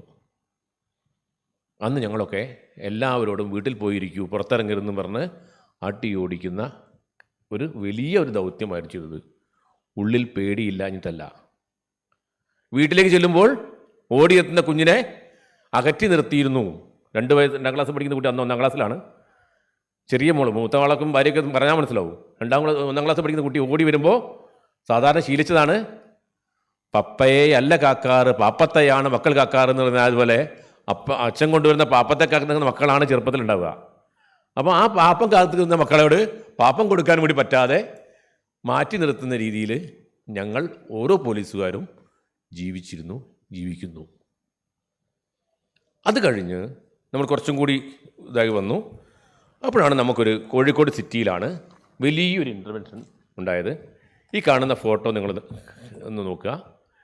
ഇത് കോഴിക്കോട് നഗരത്തിലെ ഫെബ്രുവരി 26-20 ആ സമയത്ത് കോവിഡിനെ പറ്റി വലിയ ആശങ്കയൊന്നും ആയി വരുന്നേ ഉള്ളൂ. ഇതിൻ്റെ ഫോട്ടോ ഞാൻ കാണിക്കാതിരുന്നതാണ്. 3 പേരെ ആശുപത്രിയിൽ പ്രവേശിപ്പിച്ചു. എന്നത് വലിയ വാർത്തയാണ്. കോവിഡുള്ള 3 പേരെ ആശുപത്രിയിൽ പ്രവേശിപ്പിച്ചു എന്ന് പറഞ്ഞ് വലിയ വാർത്ത വരുന്ന സമയത്താണ് നമ്മൾ നോക്കിയത് എന്താണ് ഇതിനുള്ള പ്രിവെൻഷൻ മാർഗം. അപ്പോൾ നോക്കുമ്പോൾ ഏറ്റവും കൂടുതൽ പ്രശ്നമുണ്ടാകുന്നത് നഗരത്തിൽ കറങ്ങി നടക്കുന്ന ആൾക്കാർ, ഭിക്ഷാടനമായിട്ടും വാണ്ടറിംഗ് ആയിട്ടും നടക്കുന്ന ഒരുപാട് പേർ. അങ്ങനെയുള്ള ആളുകളെ നോക്കൂ. ഈ ഫോട്ടോയിൽ ആർക്കെങ്കിലും മാസ്ക് ഉണ്ടോ? ഒരാളും മാസ്ക് വെക്കാത്തവരാണ്. ഇവരൊക്കെ നിരത്തിലൂടെ കറങ്ങി നടക്കുന്നവരാണ്, കോഴിക്കോട് നഗരത്തിൽ കറങ്ങി നടക്കുന്നവരാണ്. ഇവരെ നമ്മൾ എന്ത് ചെയ്യും? ഇവരിൽ ഒരാൾക്ക് വന്നാൽ കോഴിക്കോട് നഗരം മുഴുവൻ ഇത് പിടിക്കും എന്ന കാര്യം ഉറപ്പ്. അതിനുള്ള മാർഗം കണ്ടെത്തിയത് കളക്ടറും സംസാരിച്ചു. അപ്പോൾ ഞാൻ പറഞ്ഞു, സാർ ഇവരൊക്കെ കയറ്റാം. അപ്പം വേറെ എങ്ങനെ കയറ്റും? ഇവരൊക്കെ ആൾക്കാരെങ്ങനെ പിടിച്ച് കയറ്റും? ഇവരെ ആര് പിടിക്കും? ഞങ്ങൾ പിടിച്ചു കയറ്റും. ഞങ്ങളോടൊപ്പം കുറേ വളണ്ടിയേഴ്സ് ഉണ്ടായി. അവർ വന്നു, ഗ്ലൗസും ഒക്കെ ഇട്ട് വളണ്ടിയേഴ്സും വന്നു, ഞങ്ങൾ പിടിച്ചു കയറ്റാം. പക്ഷേ പിടിച്ചു കയറ്റിയാൽ ഇവർ നന്നാവോ? ഇത്തരം ആൾക്കാരെ പിടിച്ചു കയറ്റാൻ പറ്റുമോ? ഭ്രാന്തന്മാരും ഇത് കറങ്ങി നടക്കുന്ന ആൾക്കാർ മുഴുവൻ പിടിച്ചു കയറ്റി എന്താക്കി സ്ഥിതി? ലോ ആൻഡ് ഓർഡർ ഉണ്ടാവും, അടിപിടി ഉണ്ടാവും. അതില്ലാതെ ഇവരെ കയറ്റണം. നോക്കൂ, വല്ല പ്രശ്നമുണ്ടോ അതിനകത്ത്? എല്ലാ ആൾക്കാരും വണ്ടിയിലേക്ക് കയറുകയാണ്. ഇത് ഒരു സൈക്കോളജിയുടെ മനഃശാസ്ത്രപരമായ സമീപനത്തിൻ്റെ ഒരു ഗുണമാണ്. ചെയ്തവർക്ക് എല്ലാ ദിവസവും ഇവർ ഉച്ചയാകുമ്പോൾ ഒരു പ്രത്യേക സ്ഥലങ്ങളിൽ ഇവർ തമ്പടിക്കും. ഭക്ഷണം കൊണ്ടു കൊടുക്കുന്ന സ്ഥലങ്ങളുണ്ട്. ഒന്ന് നമ്മുടെ ലിങ്ക് റോഡിലുള്ള ഒരു സ്ഥലത്ത് ഭക്ഷണം എത്തും. പിന്നെ ലിങ്ക് റോഡിലേക്ക് ഭക്ഷണം എത്തുമ്പം ഒരുപാട് ആൾക്കാർ അവിടെ വരും. ഞങ്ങൾ അന്നൊരു പ്രചരണം കൊടുത്തു, ലിങ്ക് റോഡിൽ മാത്രമേ ഭക്ഷണം കൊടുക്കൂ, വേറെ ഒരു സ്ഥലത്തും അന്ന് ഭക്ഷണം കൊടുക്കാൻ പാടില്ല. പോലീസ് വണ്ടി ഇട്ടു, ആര് ഭക്ഷണം കൊടുക്കാൻ വന്നാലും പറയും ലിങ്ക് റോഡ് പോയിക്കോ, അവിടെ കൊണ്ടു കൊടുത്തോ. അപ്പം ഭക്ഷണം കിട്ടാതെ വന്നപ്പം പാളയത്തുള്ളവന് ലിങ്ക് റോഡിൽ വന്നു, KSRTC അടുത്തുള്ള ലിങ്ക് റോഡിൽ വന്നു, ആ മേഖലയിൽ നിന്നൊക്കെ ആൾക്കാർ ലിങ്ക് റോഡിലേക്ക് വന്നു. വിശക്കുന്നതിന് മുമ്പിൽ വേദാന്തം ഓടുമോ? ഓടില്ല. ആദ്യം നമ്മൾ എന്ത് ചെയ്തു? വന്നവർക്കൊക്കെ ഫുഡ് കൊടുത്തു. ഭക്ഷണം കഴിച്ചിരിക്കുന്നിടത്ത് ഞങ്ങൾ പറഞ്ഞു, ഇതാ നാളെ മുതൽ ഒരാളെയും ഞങ്ങൾ റോട്ടിൽ കിടക്കാൻ സമ്മതിക്കില്ല. എല്ലാത്തിനും അടി കിട്ടും. റോട്ടിൽ കിടക്കുന്നതിന് മുന്നേ അടി കിട്ടും. ഒന്നുകിൽ ഇവിടുന്ന് പോവുക, അല്ലെങ്കിൽ നിങ്ങൾക്ക് ഞങ്ങൾ കിടക്കാൻ സ്ഥലം തരാം, അവിടേക്ക് പോവുക. ഇവിടെ കിടന്നാൽ രോഗം വന്നു കഴിഞ്ഞാൽ, പനി പിടിച്ച് കിടന്നാൽ ആരും തിരിഞ്ഞു നോക്കാനുണ്ട്, ഒരാൾ പോലും എടുക്കാനും വരില്ല. നിങ്ങൾ കിടന്ന് ചത്തുപോകും. മരിച്ചു പോകുമെന്ന് പറഞ്ഞാൽ സ്ട്രോങ് കിട്ടൂല, അപ്പോൾ ചത്തുപോകും തന്നെ പറയണം, ജന്തുക്കൾ പറയും പോലെ. അങ്ങനെ അവരോട് പറഞ്ഞപ്പോൾ അവർ ആകെ ഒന്ന് പേടിപ്പിച്ചു. ഫാക്റ്റാണ്. എന്നാൽ അതിന് ഗൗരവം വരെ പറഞ്ഞ് മനസ്സിലാക്കിയപ്പോൾ ഒരു 99% ആൾക്കാരും അവരുടെ ബാഗും കിറ്റും എടുത്ത് ഇതാ നോക്കൂ ബസ്സിലേക്ക് കയറി. KSRTC ബസ് ഇതാ, ഈ ബസ് ആശുപത്രിയിലേക്ക് നിങ്ങളെ കൊണ്ടേ കിടത്താനുള്ള, നിങ്ങൾ പരിശോധിക്കാനുള്ള ആശുപത്രിയിലേക്കുള്ളതാണ്. നിങ്ങളെ പരിശോധിച്ച് അപ്പോൾ അവിടെ തെർമൽ സ്കാനർ വെച്ചു, പനിയുള്ളവരെ വേറെ വണ്ടി കയറ്റി. അങ്ങനെ സിറ്റിയിൽ നിന്ന് ഒരുപാട് പേരെ ഞങ്ങൾ പെറുക്കാൻ തുടങ്ങി. അന്നൊന്നും കോവിഡിൻ്റെ വലിയ ഇതൊന്നും ആയിട്ടില്ല. മുൻപേ പറന്ന പക്ഷികളായിരുന്നു കോഴിക്കോട്ടെ ആരോഗ്യ പ്രവർത്തകരും പോലീസും ജില്ലാ ഭരണകൂടവും ഒക്കെ. പോലീസിൻ്റെ ഒരു ഇൻ്റർവെൻഷൻ അവിടെ, എസ്പെഷ്യലി അന്ന് ഞാൻ ടൗൺ CA ആയിരുന്നു. അപ്പോൾ എൻ്റെ ഏരിയ തന്നെ ആയതുകൊണ്ട് എനിക്ക് നന്നായിട്ട് ചെയ്യാൻ പറ്റും. എൻ്റെ കൂടെ നല്ല പോലീസുകാരുണ്ടായിരുന്നു. ഞാൻ ചെയ്തു എന്ന് പറയുന്നതിനേക്കാളും നല്ലത് ഞാൻ നേതൃത്വം കൊടുക്കുകയും എൻ്റെ കൂടെ ഉള്ളവർ ചെയ്തു എന്ന് പറയുകയാണ്. ഞാൻ ചെയ്യുന്നതിനേക്കാളും നല്ലത് അവരാണ് ചെയ്യുന്നത്. ടീം വർക്ക്, ഞാൻ നേരത്തെ പറഞ്ഞ സൗഹൃദം, ടീം വർക്കൊക്കെയാണ് എല്ലാത്തിനും മെച്ചം. ആ ടീം വർക്ക് കൊണ്ട് ആ അനുജ് എന്ന പോലീസുകാരനെ കൊണ്ട് എല്ലാവരും തള്ളിപ്പിടിച്ച് കയറ്റി, വണ്ടി കയറ്റി. അങ്ങനെ വണ്ടി 2-3 വണ്ടി വന്നു. അങ്ങനെ ഇവരെ 7 സ്ഥലങ്ങളിലേക്കായിട്ട് ഞങ്ങളിവരെ മാറ്റി. 734 പേരെ. നോക്കൂ, കോഴിക്കോട് നഗരത്തിൽ തെരുവിൽ അലഞ്ഞു നടക്കുന്ന 734 പേരുണ്ടായിരുന്നു എന്നത് ജില്ലാ ഭരണകൂടത്തിനെ ഞെട്ടിക്കുന്ന കണക്കായിരുന്നു. നമ്മൾ കാണുന്ന അവിടെ ഇവിടെയൊക്കെ 1, 2, 3, 4 പേരൊക്കെ കാണുമ്പോൾ നമ്മൾ 100 പേരുണ്ടാവുമായിരിക്കുന്നു. അല്ല, 734 പേരെയാണ് നമ്മൾ തെരുവിൽ നിന്നും പുനരധിവസിപ്പിച്ചത്. അന്ന് സ്കൂളുകളൊക്കെ പൂട്ടിയിരുന്നു. പൂട്ടിയ സ്കൂളുകളൊക്കെ അവരെ അക്കോമഡേറ്റ് ചെയ്തു. ഓരോ 7 സ്ഥലങ്ങളിലേക്കായിട്ട് 7 ക്യാമ്പുകൾ തുറന്നു. ഈ ക്യാമ്പ് തുടങ്ങിയപ്പോൾ കോവിഡിനെ അവസരമാക്കുന്നത് എങ്ങനെ? ഇത് കോവിഡിനെ അവസരമാക്കുകയായിരുന്നു. കോവിഡിനെ അവസരമാക്കിയത് തെരുവിൽ നമുക്കൊന്നും വഴങ്ങാത്ത ഇവരെ നമ്മൾ ഇത്തരം ഇൻ്റർവെൻഷനിലൂടെ, ഇത്തരം കൂട്ടായ്മയിലൂടെ ഒരുമിച്ച് കൊണ്ടുവരികയും 7 സെക്ഷനുകളിലേക്ക് മാറ്റുകയും ചെയ്തപ്പോൾ ഓരോ സ്ഥലത്തേക്കും ഓരോ ടീമിനെ നമ്മൾ കണ്ടെത്തി. അതിൽ സൈക്കോളജിസ്റ്റ് ഉണ്ടായിരുന്നു, സൈക്കാട്രിസ്റ്റ് ഉണ്ടായിരുന്നു, നല്ല സോഷ്യൽ വർക്കർ ഉണ്ടായിരുന്നു. ഒന്നും അറിയില്ല, എനിക്കൊന്നും അറിയില്ല സാർ, ഞാൻ വില്ലിംഗ് ആണ്, നിനക്ക് കാവൽ നിൽക്കാൻ ആളെ വേണം, ചാടി പോകാൻ നോക്കാൻ വേണ്ടി ആളെ വേണം, ഭക്ഷണം കൊടുക്കാൻ വേണ്ടി ആളെ വേണം. ഞാൻ പറയാം, നമ്മൾ ഒരു വലിയ ആൾക്കാരൊന്നും അല്ല വലിയ മാറ്റത്തിന് ചെയ്യാറായവർ. എനിക്കറിയാം വളരെ നന്നായിട്ട് ഇവരെ ഡീൽ ചെയ്തത് 8ാം ക്ലാസ് പഠിച്ചൊരു ടെമ്പോ ഡ്രൈവർ ഉണ്ടായിരുന്നു. അവൻ എത്ര നന്നായിട്ട് ഡീൽ ചെയ്തത് ഓരോരുത്തരെയും. എന്നാലും സൈക്കോളജി കഴിഞ്ഞ PG സൈക്കോളജി കഴിഞ്ഞ ഒരുത്തുണ്ട്, ഒരു രക്ഷയില്ല, അവനെ ഇവരോട് സംസാരിക്കാൻ പറ്റുന്നില്ലായിരുന്നു. കാരണം നമ്മൾ എന്ത് പഠിച്ചു എന്നതിനേക്കാൾ വരും എങ്ങനെ അത് ഇംപ്ലിമെൻറ്റ് ചെയ്യുന്നു, എത്രത്തോളം നമ്മുടെ ഉള്ളിൽ അതിനോടുള്ള സിൻസിയറിറ്റി ഉണ്ട്, ആത്മാർത്ഥതയുണ്ട് എന്നുള്ളതാണ്. ആത്മാർത്ഥതയുള്ള മനസ്സുമായി വന്ന ഒരുപാട് ആളുകൾ ഇവരുടെ കൂടെ കൂടിയപ്പോൾ ആ ഇതൊരു മാറ്റത്തിൻ്റെ തുടക്കമായി. അത് മാറ്റത്തിന് വന്നു. അതിൽ നമുക്ക് അവിടെ നാടിന് നഗരത്തിന് കാവൽ എന്ന രീതിയിലേക്ക് അവർക്ക് ഫുഡ് കൊടുത്തു, പരിപാടി കൊടുത്തു. അവിടെ ഇടയ്ക്കിടയ്ക്ക് ചെക്കിങ് നടന്നു. അത്തരം പരിപാടികളിലൂടെ അത് മുന്നോട്ട് പോയി. അവിടെ ഈ സമയത്താണ് ഏപ്രിൽ മാസത്തിലെ വിഷു വരുന്നത്. ഞങ്ങളവർക്ക് വിഷു കൈനേട്ടവും വിഷു കോടിയും കൊടുത്തു. കുറേ ആൾക്കാർക്ക് ജീവിതത്തിലെ ആദ്യത്തെ വിഷു ആയിരുന്നു, ആദ്യത്തെ കൈനേട്ടമായിരുന്നു. എത്ര രൂപ കൊടുത്തു എന്നുള്ളതല്ല, 10 രൂപയുടെ ഒരു നാണയമാണ് കൊടുത്തെങ്കിലും ആ നാണയം മുറുക്കി പിടിച്ച് കരഞ്ഞ ആളുകളുടെ ചിത്രം എൻ്റെ മനസ്സിലിപ്പോഴും ഉണ്ട്.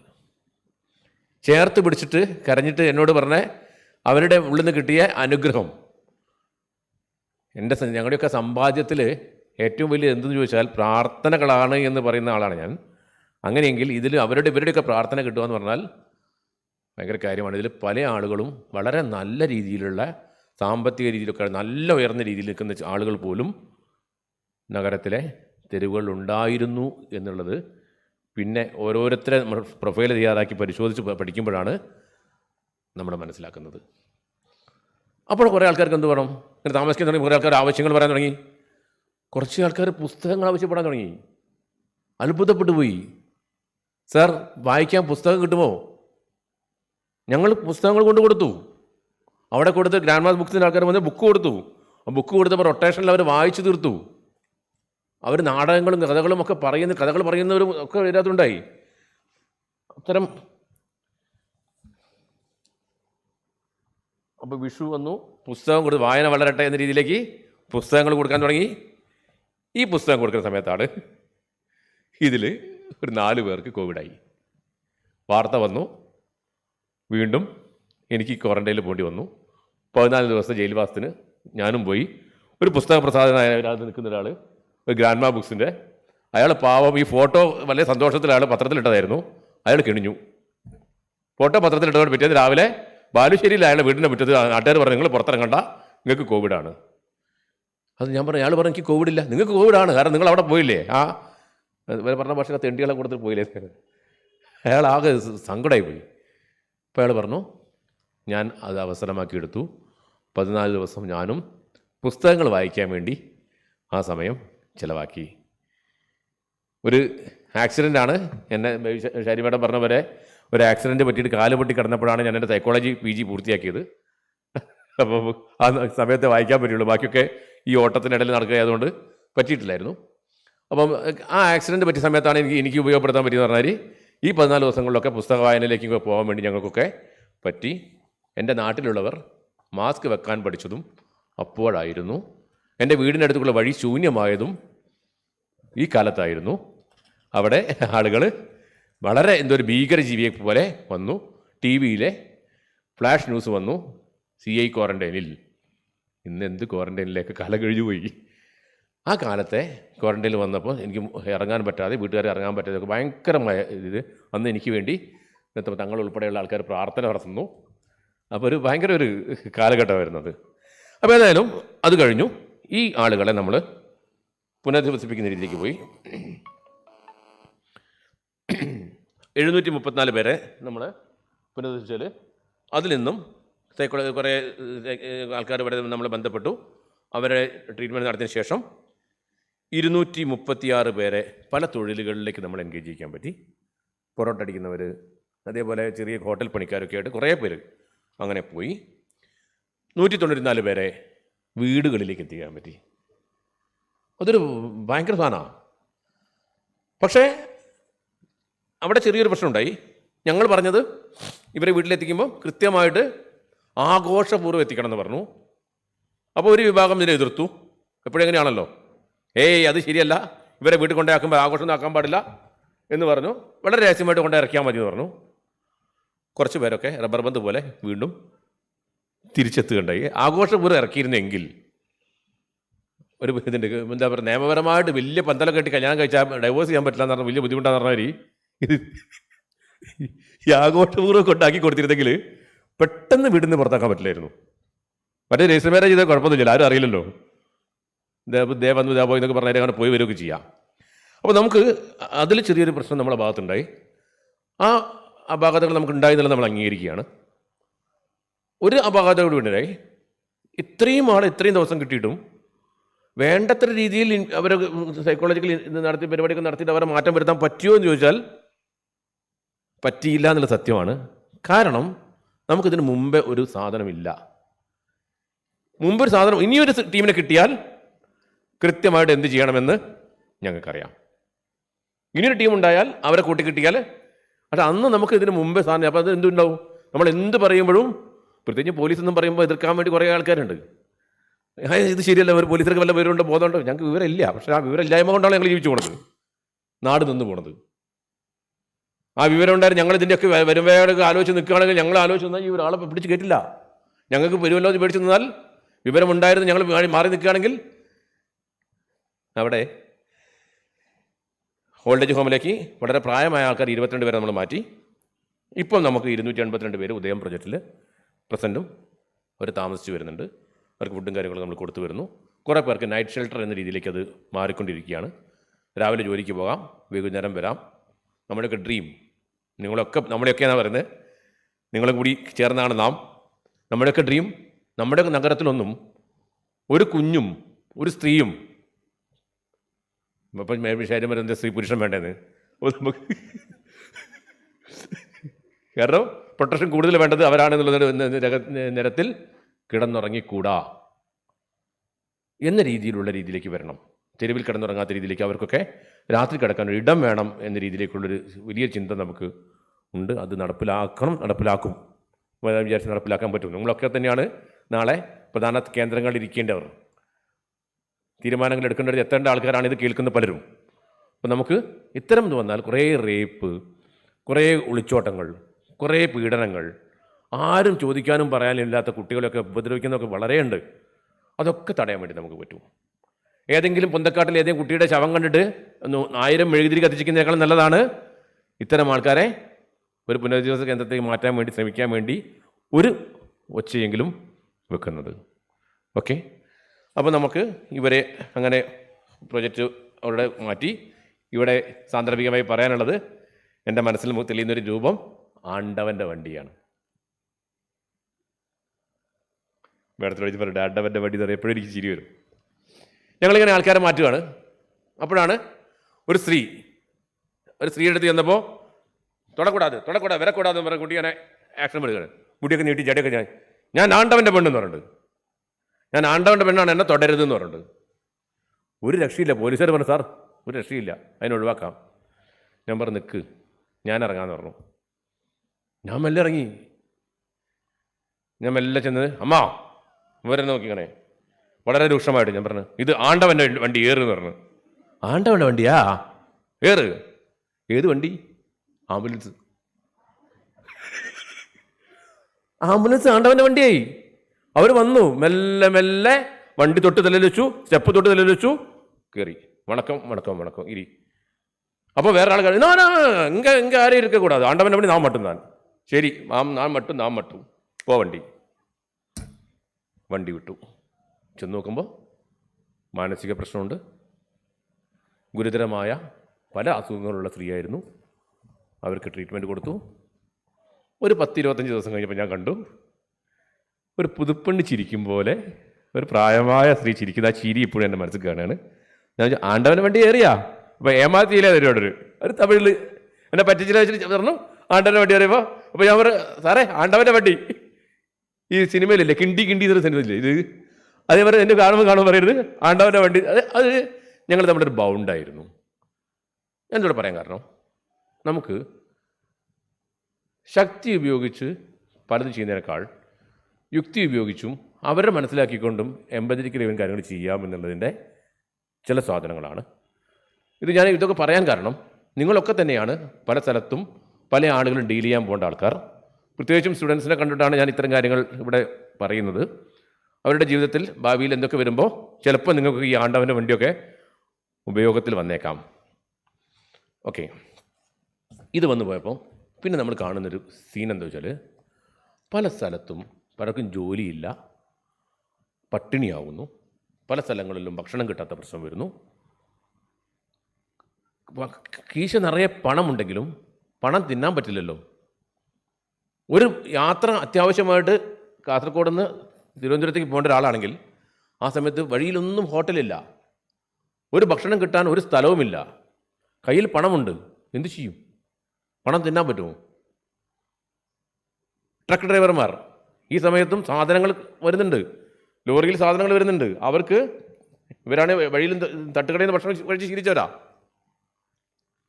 അവർക്ക് ഭക്ഷണം കഴിക്കാനൊന്നുമില്ല. ഞങ്ങൾ പോലീസിൻ്റെ നേതൃത്വത്തിൽ ഒരു പദ്ധതി ആരംഭിച്ചു, ഒരു വയറൂട്ടാം എന്ന പദ്ധതി ഞങ്ങൾ ആരംഭിച്ചു. അതിൽ ആ പദ്ധതിയിലൂടെ നമുക്ക് ഒരുപാട് പേർക്ക് ഭക്ഷണം കൊടുക്കാൻ വേണ്ടി പറ്റി.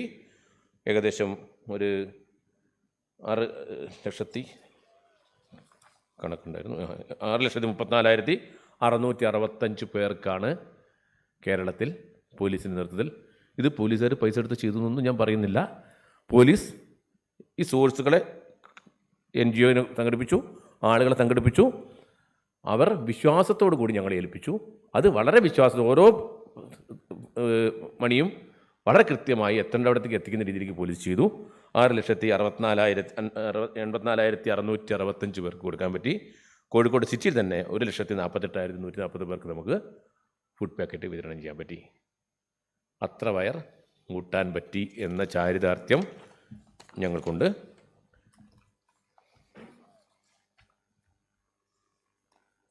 അതുപോലെ തന്നെ ഒരു 36,346 പേർക്ക് 5 പേർക്ക് 5 ദിവസത്തേക്കുള്ള കിറ്റ് നമുക്ക് എത്തിക്കാൻ വേണ്ടി പറ്റി.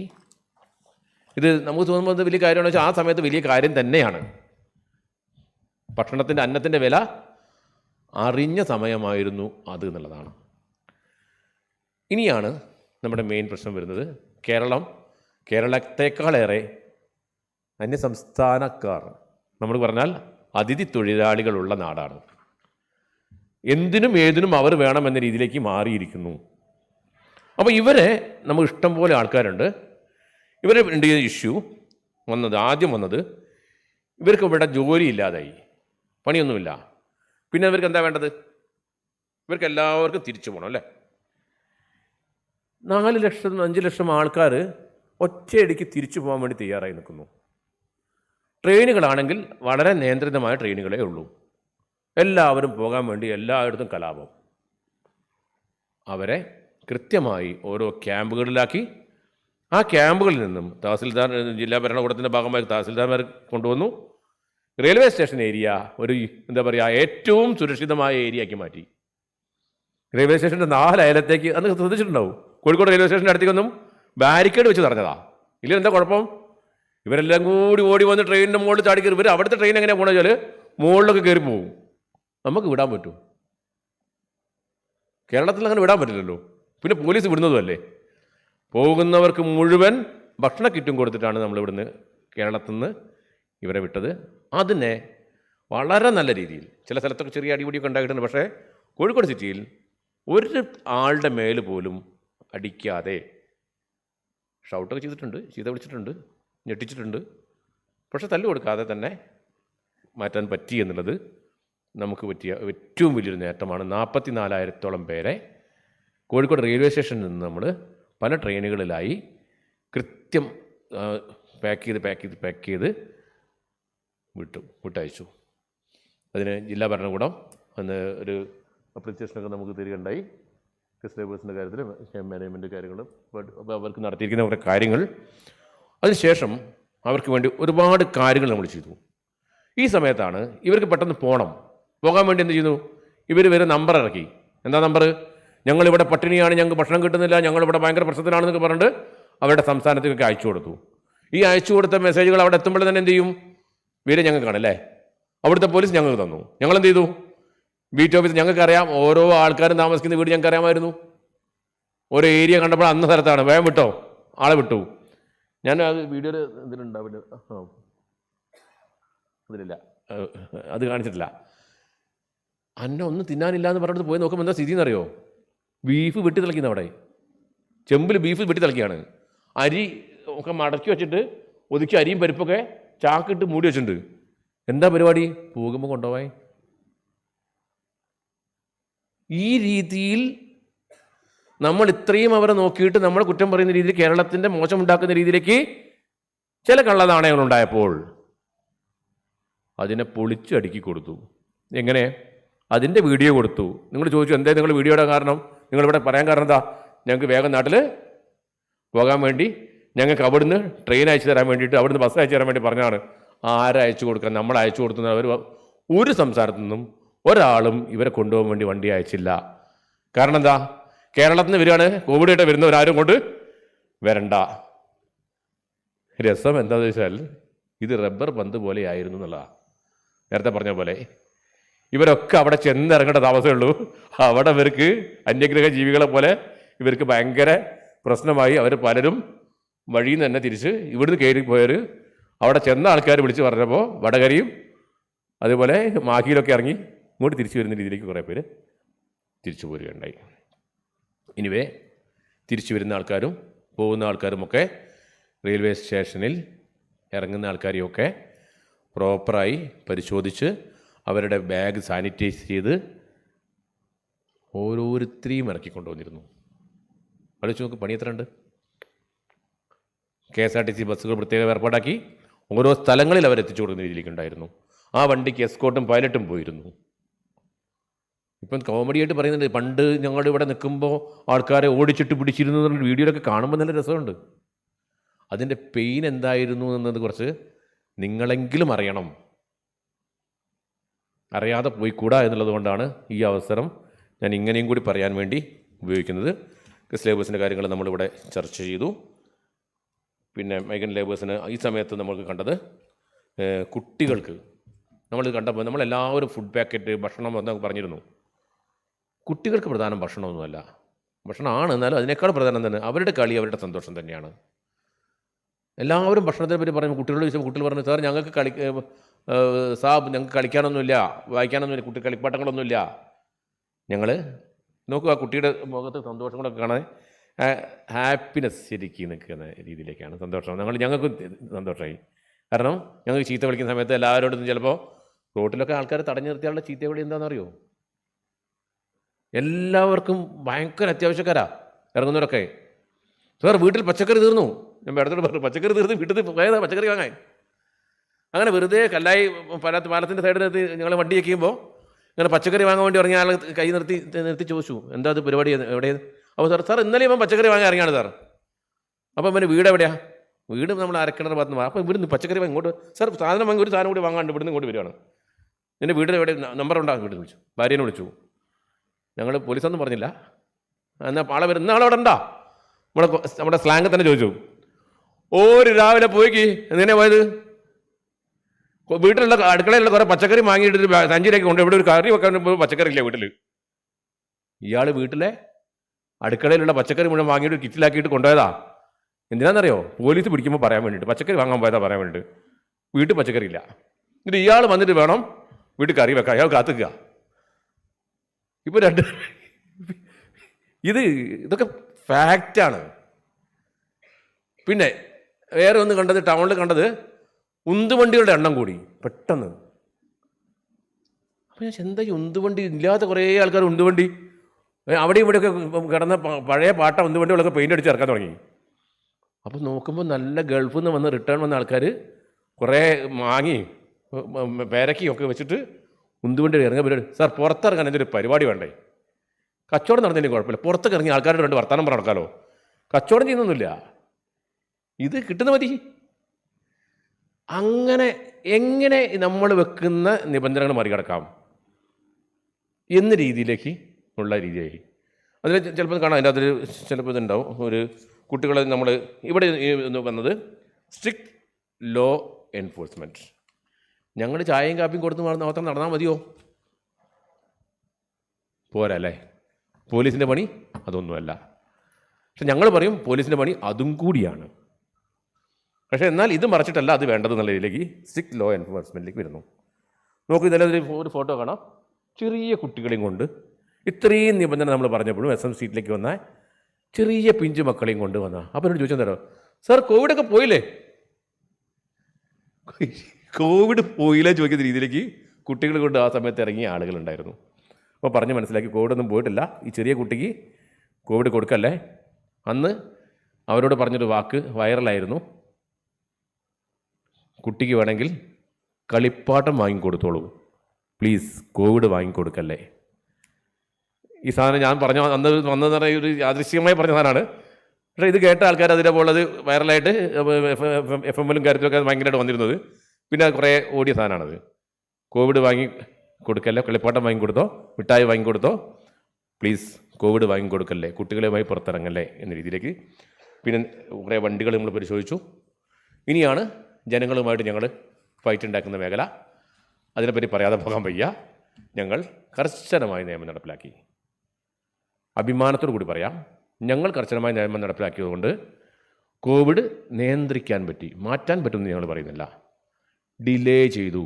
അതാണ് നമ്മുടെ നയം. ഒറ്റയടിക്ക് എല്ലാവർക്കും കോവിഡ് വന്നാൽ നമ്മുടെ ആശുപത്രികളും നമ്മുടെ സ്ഥാപനങ്ങളുമൊക്കെ നിറഞ്ഞ് നമ്മളൊക്കെ പാനിക്കാവും. ചെറിയ പനിയുള്ളവർ പോലും ചത്തുവന്ന് പേടിച്ച് ചാവും, അറ്റാക്ക് വന്ന് ചാവും. അപ്പോൾ എണ്ണം കൂടും. ഇപ്പം എന്താ, ഇപ്പം കോവിഡ് വന്നതൊക്കെ കോവിഡ് കുറേ കണ്ടതല്ലേ, പ്രശ്നമൊന്നുമില്ല, ആർക്കും കോവിഡ് വന്നാൽ അത്രയേ ഉള്ളൂ. ഈ രീതിയിലേക്ക് വന്നു. അത് ഗ്രാജുവലി വന്നതാണ്. അപ്പോൾ അതിനെന്ത് വേണ്ടിയിരുന്നു? ഡിലേ ചെയ്യിക്കേണ്ടിയിരുന്നു. ആ ഡിലേയിങ് ആണ് നമ്മുടെ ഇവിടെ പരിപരത്തി കൊണ്ടുവരുന്നത്. അപ്പോഴേക്കും നമ്മൾ എന്ത് ചെയ്തു? ഒരുവിധം എല്ലാവരും വാക്സിനേറ്റഡായി, സെക്കൻഡ് ഡോസ് അടിച്ചു, ബൂസ്റ്റർ ഡോസ് അടിക്കുന്ന അവസ്ഥയെത്തി, നമുക്കതിനെ പ്രതിരോധിക്കാനുള്ള ശേഷിയിലെത്തി. അതിന് കീ റോൾ ചെയ്തത്, പ്രൗഡായിട്ട് തന്നെ പറയാം, ഞങ്ങൾ തന്നെയാണ് അതിൻ്റെ കീ റോൾ എടുത്തത്. ഡിലേ ചെയ്യിക്കുന്നതിൽ ഞങ്ങളുടെ കർശന നിയമ നടപടികൾ കർശനമായ രീതിയിൽ നടപ്പിലാക്കൽ ആവശ്യം വന്നിരുന്നു. 2020 11,930 കേസുകൾ ഞങ്ങൾ കോഴിക്കോട് സിറ്റിയിൽ മാത്രം. റൂറൽ ജില്ല വേറെ ഉണ്ടേ, ഇങ്ങനെ ഓരോ ജില്ലയിലുണ്ട്. സിറ്റിയിൽ മാത്രം 11,930 കേസെടുത്തു. അതേപോലെ പെറ്റി കേസുകൾ 28,300 പെറ്റി കേസുകളെടുത്തു. 1,59,25,800 രൂപ കോമ്പൗണ്ട് ചെയ്തു. ട്രോള് വന്നു, പോലീസുകാർ പണം പിരിച്ചു, പൈസക്കാരായി, ലക്ഷാധിപതിയായി, കോടിപതിയായി. ദയവ് ചെയ്ത് മക്കളെ, നിങ്ങളെയും മനസ്സിലാക്കി, ഈ പൈസയൊന്നും ഞങ്ങളുടെ പോക്കറ്റിലേക്കല്ല പോയത്. ഇതൊക്കെ സർക്കാരിലേക്ക് അടക്കുന്ന റെസീറ്റ് എഴുതി അടച്ച പൈസയാണ്. ഒരു പൈസ പോലും ഇതിന് കമ്മീഷനും ഇല്ല. ഇത്ര പിരിച്ചു കൊടുത്താൽ മറ്റേത് പറയുന്നത് 10% കമ്മീഷൻ, 5% കമ്മീഷൻ ഞങ്ങൾക്ക് കിട്ടാനും ഇല്ല. അപ്പോൾ ഞാൻ കിട്ടിയതെന്താ വെച്ചാൽ, ഞാനും നിങ്ങളുമൊക്കെ ഉൾപ്പെടുന്ന സമൂഹത്തിലെ പെട്ടെന്ന് പടർന്നു പിടിക്കാവുന്ന കോവിഡിനെ തീർക്കാൻ ഞങ്ങളുടെ ഈ നടപടി ഗുണം ചെയ്തു. 2021 ആയപ്പോഴേക്കും പെറ്റി കേസുകളുടെ കേസ് രജിസ്റ്ററിൻ്റെ എണ്ണം കുറച്ചുകൂടി കൂട്ടി 40,951 കേസുകൾ രജിസ്റ്റർ ചെയ്യേണ്ടി വന്നു. ഇതിലൊക്കെ നിങ്ങളൊക്കെ പിടിക്കപ്പെട്ട ബൈക്കുകളൊക്കെ എണ്ണം ഇതിലുണ്ടാകാം. അത് നിങ്ങളൊക്കെ സഹിച്ചേ പറ്റൂ. നാടിൻ്റെ പുരോഗതിക്ക് വേണ്ടി ചെയ്തതാണെന്ന് മനസ്സിലാക്കിയേ പറ്റൂ. അതിൽ 40,000 എന്തോ കണക്കിൽ വ്യത്യാസം വന്നിട്ടുണ്ട്. ഈ 2,76,21,300 രൂപ കോഴിക്കോട് സിറ്റിയിൽ തന്നെ നമ്മൾ സർക്കാരിലേക്ക് പിഴ ഈടാക്കി. എന്നാലും വണ്ടിയുമായിട്ട് ഇറങ്ങുന്നവരുടെ എണ്ണമോ വയലേഷൻ നടത്തുന്ന ആൾക്കാരുടെ എണ്ണമോ ശരിയായ രീതിയിൽ കുറയ്ക്കാൻ പറ്റിയോ എന്ന് ചോദിച്ചാൽ ഇല്ല എന്ന് തന്നെ പറയാം. അപ്പോൾ ഇതും കൂടി ഇല്ലായിരുന്നെങ്കിൽ എന്തായിരിക്കും സ്ഥിതി എന്ന് ഓർത്താൽ മതി. ഇതിൽ കണക്കിൻ്റെ ചെറിയൊരു വ്യത്യാസം വന്നിട്ടുണ്ട്, അത് ഞാൻ തിരുത്തി തരാം.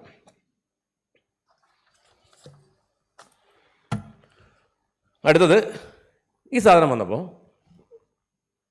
ഇത് നമ്മുടെ വലിയങ്ങാടിയിലെ സംഭവമാണ്. പല ഷോപ്പുകളിലും ഈ സമയത്ത് എന്തുണ്ടായിന്നറിയോ? അരി സാധനങ്ങളെ വില നിലവാരം എഴുതുന്ന ബോർഡുകളില്ലാതെയായി. തോന്നിയ വിലയ്ക്ക് സാധനം വെക്കാൻ തുടങ്ങി. അവിടെ പോലീസിൻ്റെ ഇടപെടലുണ്ടായി. ഓരോ കടകളിലും അവർ വിൽക്കുന്ന സാധനങ്ങളുടെ വില നിലവാരം ബോർഡുകൾ പ്രദർശിപ്പിക്കണമെന്ന് കർശന നിയമം ഉണ്ടായുള്ള നിയമം നടപ്പിലാക്കി. ബോർഡില്ലാത്ത കടകൾക്കെതിരെ കേസെടുത്തു. കടയിൽ ലൈസൻസ് പോകുന്ന രീതിയിലാക്കി. കട പൂട്ടിച്ചു. വന്നപ്പോൾ ബോർഡ് ഇടാൻ തുടങ്ങി.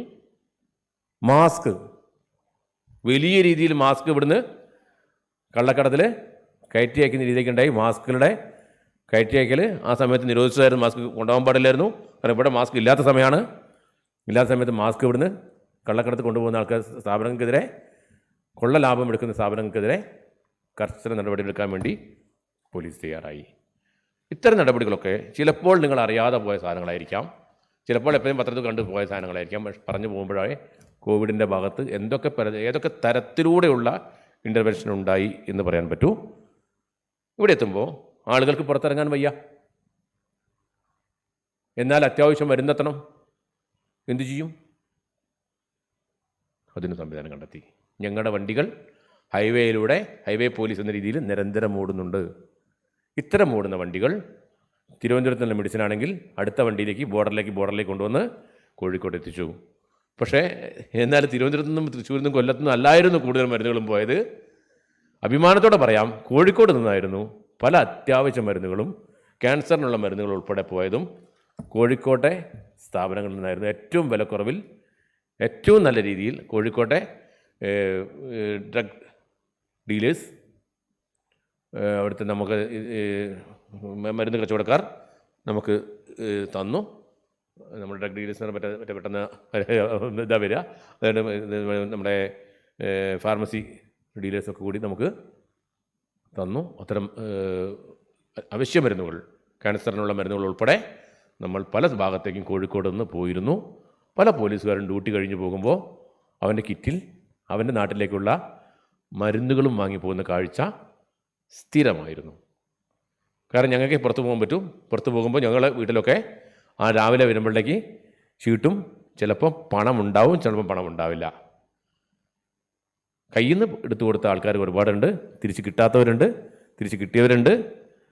അപ്പോൾ എന്തായാലും അത്യാവശ്യം വേണ്ട മരുന്നുകൾ എത്തിക്കാൻ വേണ്ടി നമ്മുടെ പോലീസ് ഉദ്യോഗസ്ഥന്മാർ അവരുടെ ഡ്യൂട്ടിയുടെ ഭാഗമായി തന്നെ ഇത് ചെയ്തു. ദെൻ അച്ചീവ്മെൻറ്റിലേക്ക് പോവാം.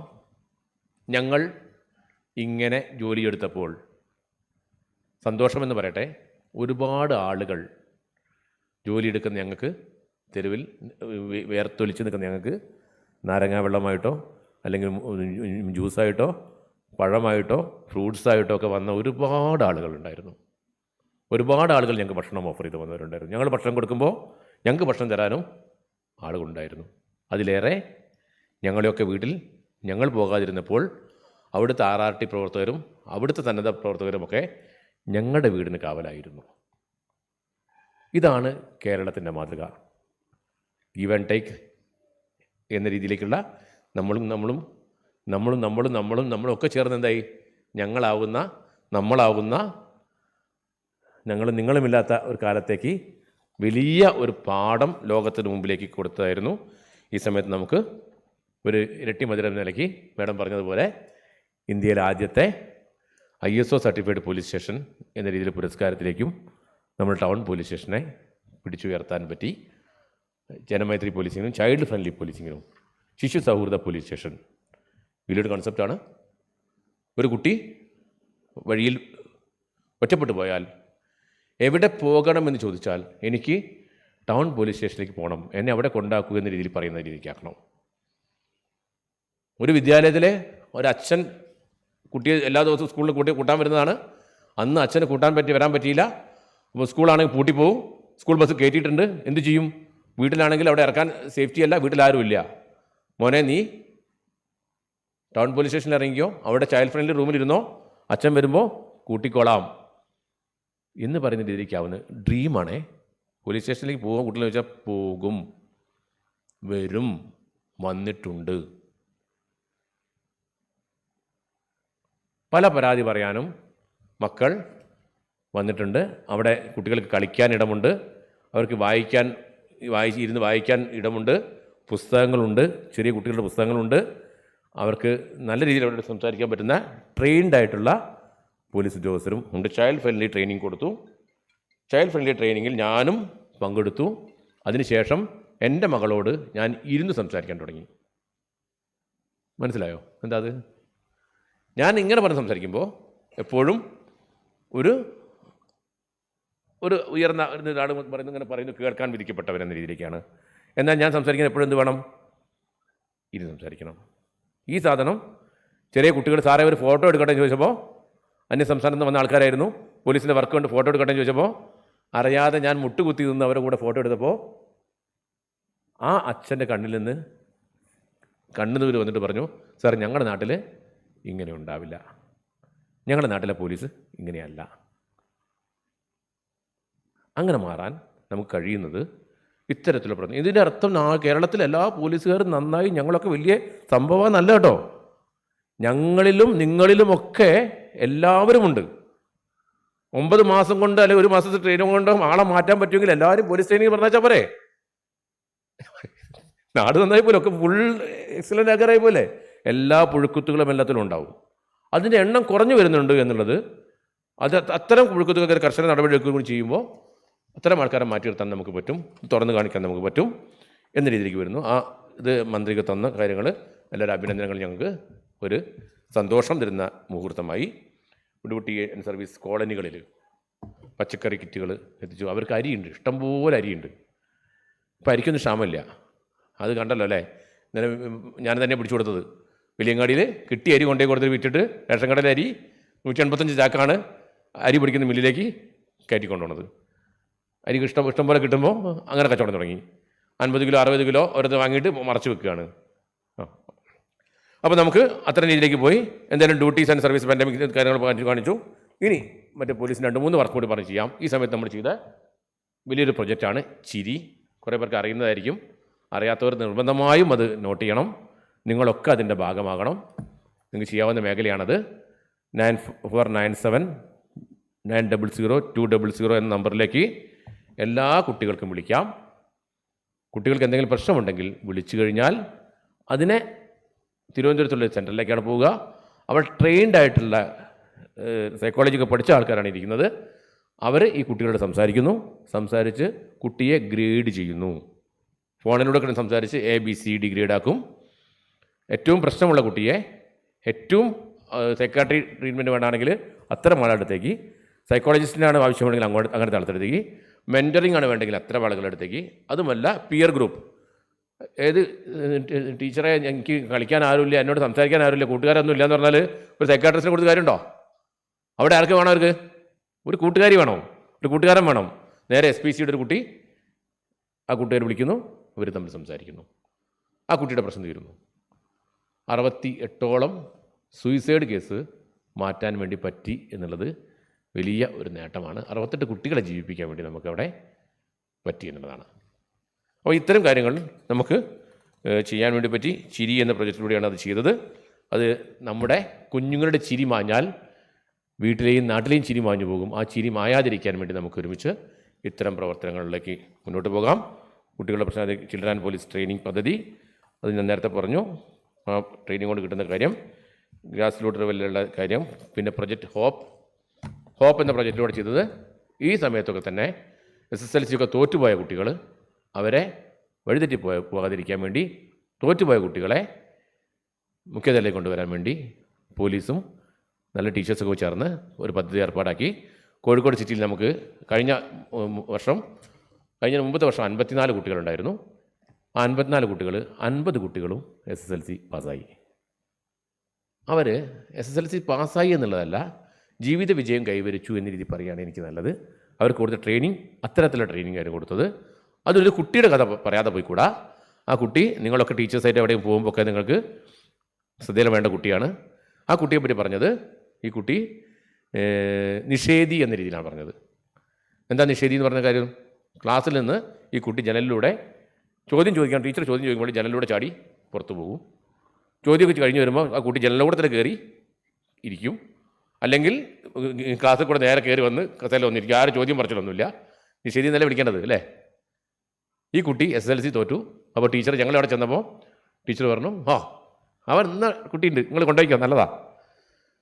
ഞങ്ങളാ കുട്ടിയെ കണ്ടു, സംസാരിച്ചു. പറഞ്ഞു, സാർ ഞങ്ങൾക്ക് എഴുതാൻ പറ്റില്ല, എനിക്ക് എക്സാം എഴുതാൻ പറ്റില്ല, എനിക്ക് പേടിയാണ്, എനിക്ക് ശരിയാവില്ല.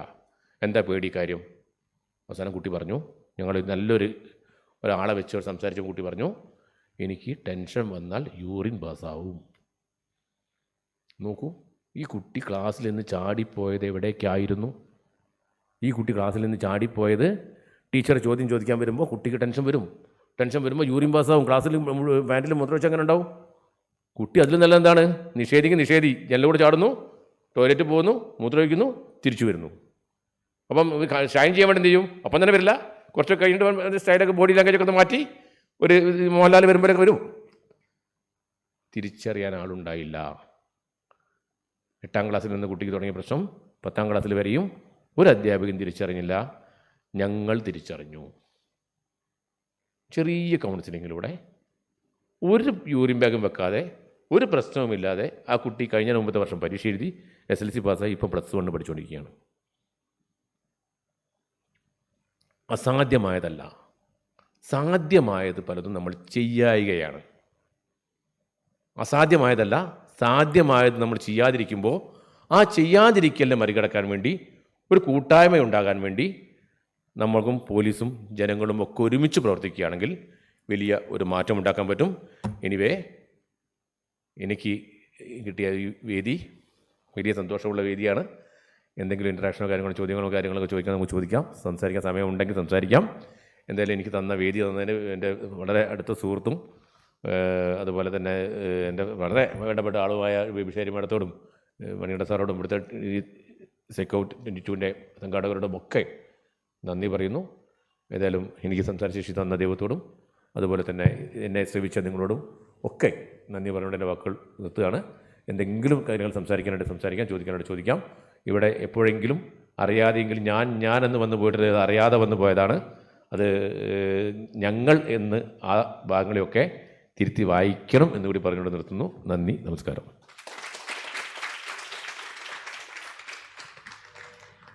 Thank you so much, sir. Right now, I should say that our hearts are filled with immense respect towards you and all other policemen for your incredible service during the pandemic period. Thank you so much, sir. End of a story is a new beginning. And on this note, let's conclude a remarkable, memorable, and knowledgeable event, PsyCoV-22. To express a word of appreciation and gratitude, I'd like to invite Dr. Ramshida, Department of Psychology, University of Calicut, for proposing the word of thanks.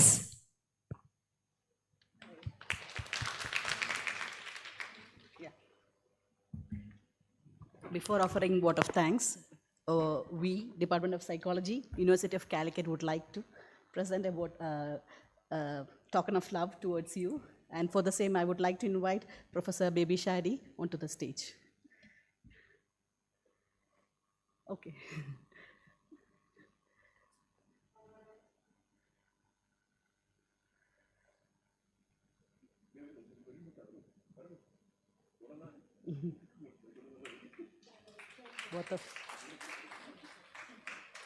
Thank you so much, sir.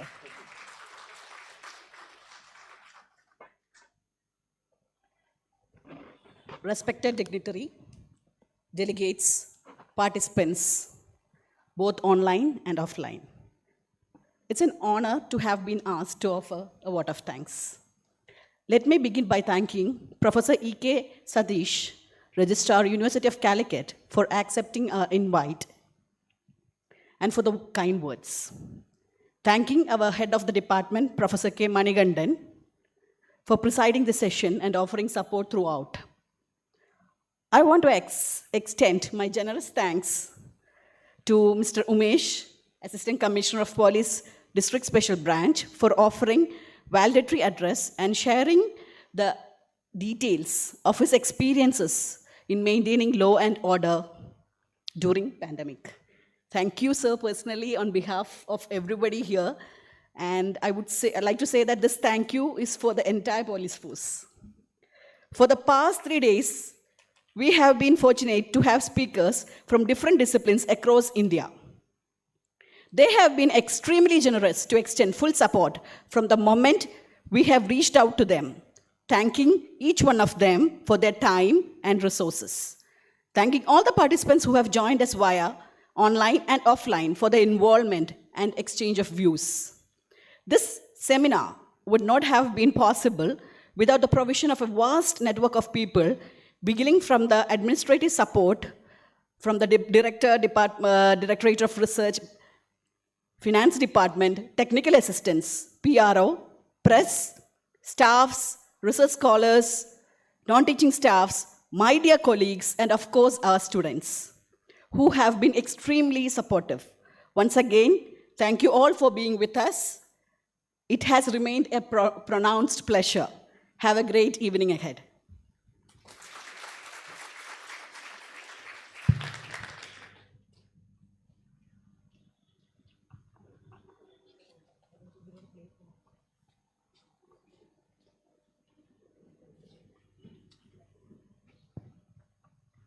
Yes, so we have come to the end of our national seminar, PsyCoV-22. Let's all stand up for the national anthem.